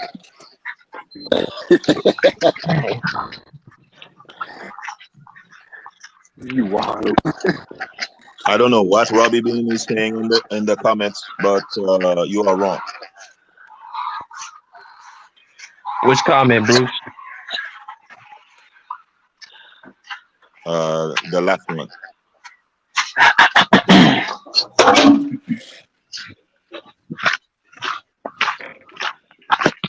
Oh yeah. What did you say? He just said about they don't like Ja and all them. Who the But NBA don't like Ja? yeah. Fuck all that though. Clippers though. We better win tomorrow. Yeah, Hey, yeah. the realest, we better win tomorrow. Yeah, man. Because if We they better, man. we better win tomorrow, bro. And I'm not talking about by no few. I'm talking about like we should run them out the gym. About 30. They should be going back to Memphis with a they should have hoods on with their heads down. That's how bad we should beat them. I mean, they ain't going But back you to know Memphis what, because they BJ, got though? But you know what, BJ? We are known to play down to our competition. Right. You see what I'm saying? So even by us saying what they should do, the Clippers will go into this game saying they cause of course they gonna see who ain't playing, right? They gonna get that list to see who ain't playing. Oh, this is an easy game for us, so we gonna win. And like you said, if you let this fucking team hang around, like you said, it should be a blowout. It should be a fucking blowout. If this team's still around, I'm gonna say by 6 minutes in that third quarter, I'm gonna be very mad, man. That's what happened against the Timberwolves. Exactly. They should have beat the Timberwolves. But the Timberwolves didn't have nobody else but Cat. Like they got Ja, Brandon Clark, and Dylan Brooks out, bro. Yes. They got 3 guys out. There's no way we should lose. Man, if we lose this, man, shit, like, hey, they happy, but like I said, we know them to fuck up shit too. We know them to be some fuck up too. So I never seen Russell Westbrook play down to his competition. That's what I'm about to say. I appreciate that comment. Russ ain't gonna take him nothing lightly. Russ plays every minute hard, so that should fuel the entire team to play hard as well. Okay. I've never seen Russ play down. Okay, I gotta go with that then. See, if you saying that, I gotta go with that then. Because man, if they let this team hang around, BJ, like you say, it's gonna be mad. It's the only people. Russ gonna do the rockabye baby on Tyus Jones, bro. If we lose tomorrow, BJ, I hope we don't. If we lose tomorrow, man, what is it to say at this point? This team ain't championship ready. Huh? This team ain't championship ready. Shit, man. They not winning the champ. They don't have the right mindset. Because if you Kawhi, first of all, if you Kawhi, and you already should be mad as it is. When I'm looking at last night, I'm mad like what happened last night. If we more mad than the players, bro, we're not winning. We're not winning. You can't be playing and getting paid and care less than the people actually watching the game. So if we win tomorrow, which I believe we will, that's when I believe the sweep's gonna happen.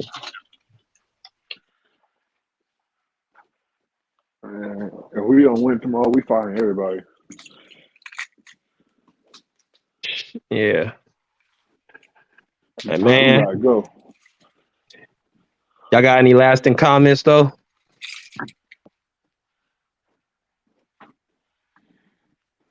What you and Tick gonna be talking about? We gonna talk about Joel Embiid.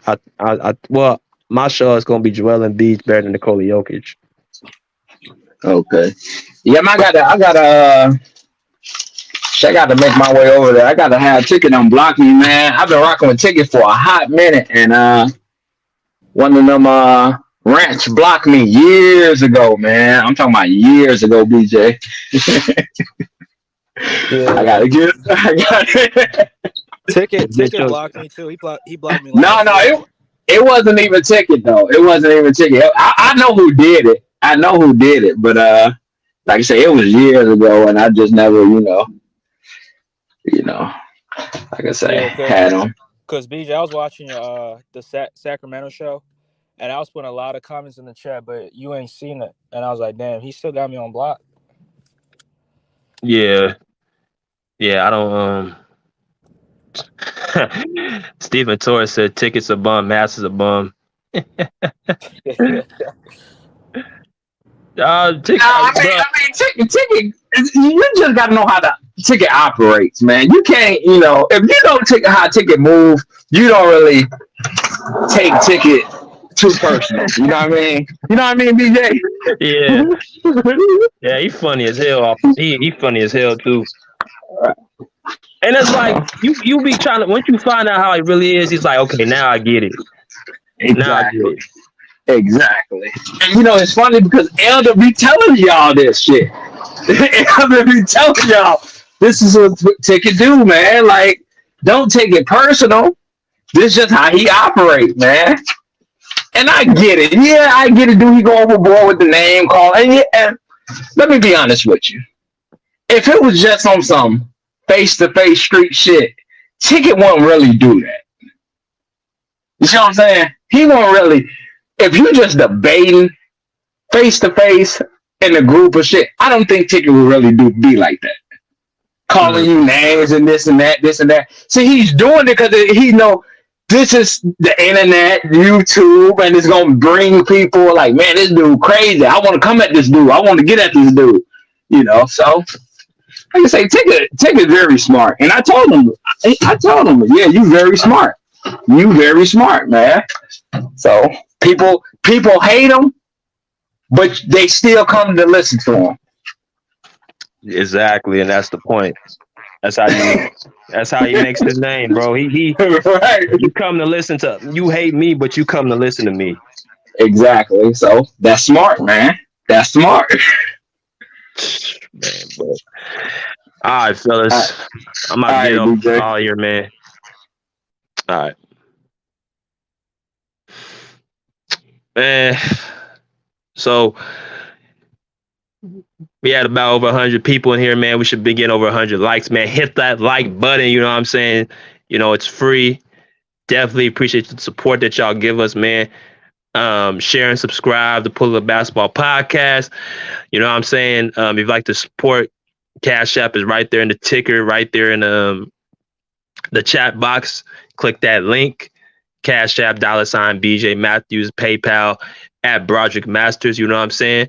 You guys can, show your love to the Pull Up Basketball Podcast. We definitely appreciate y'all. We'll be talking about the Ja Morant situation tomorrow.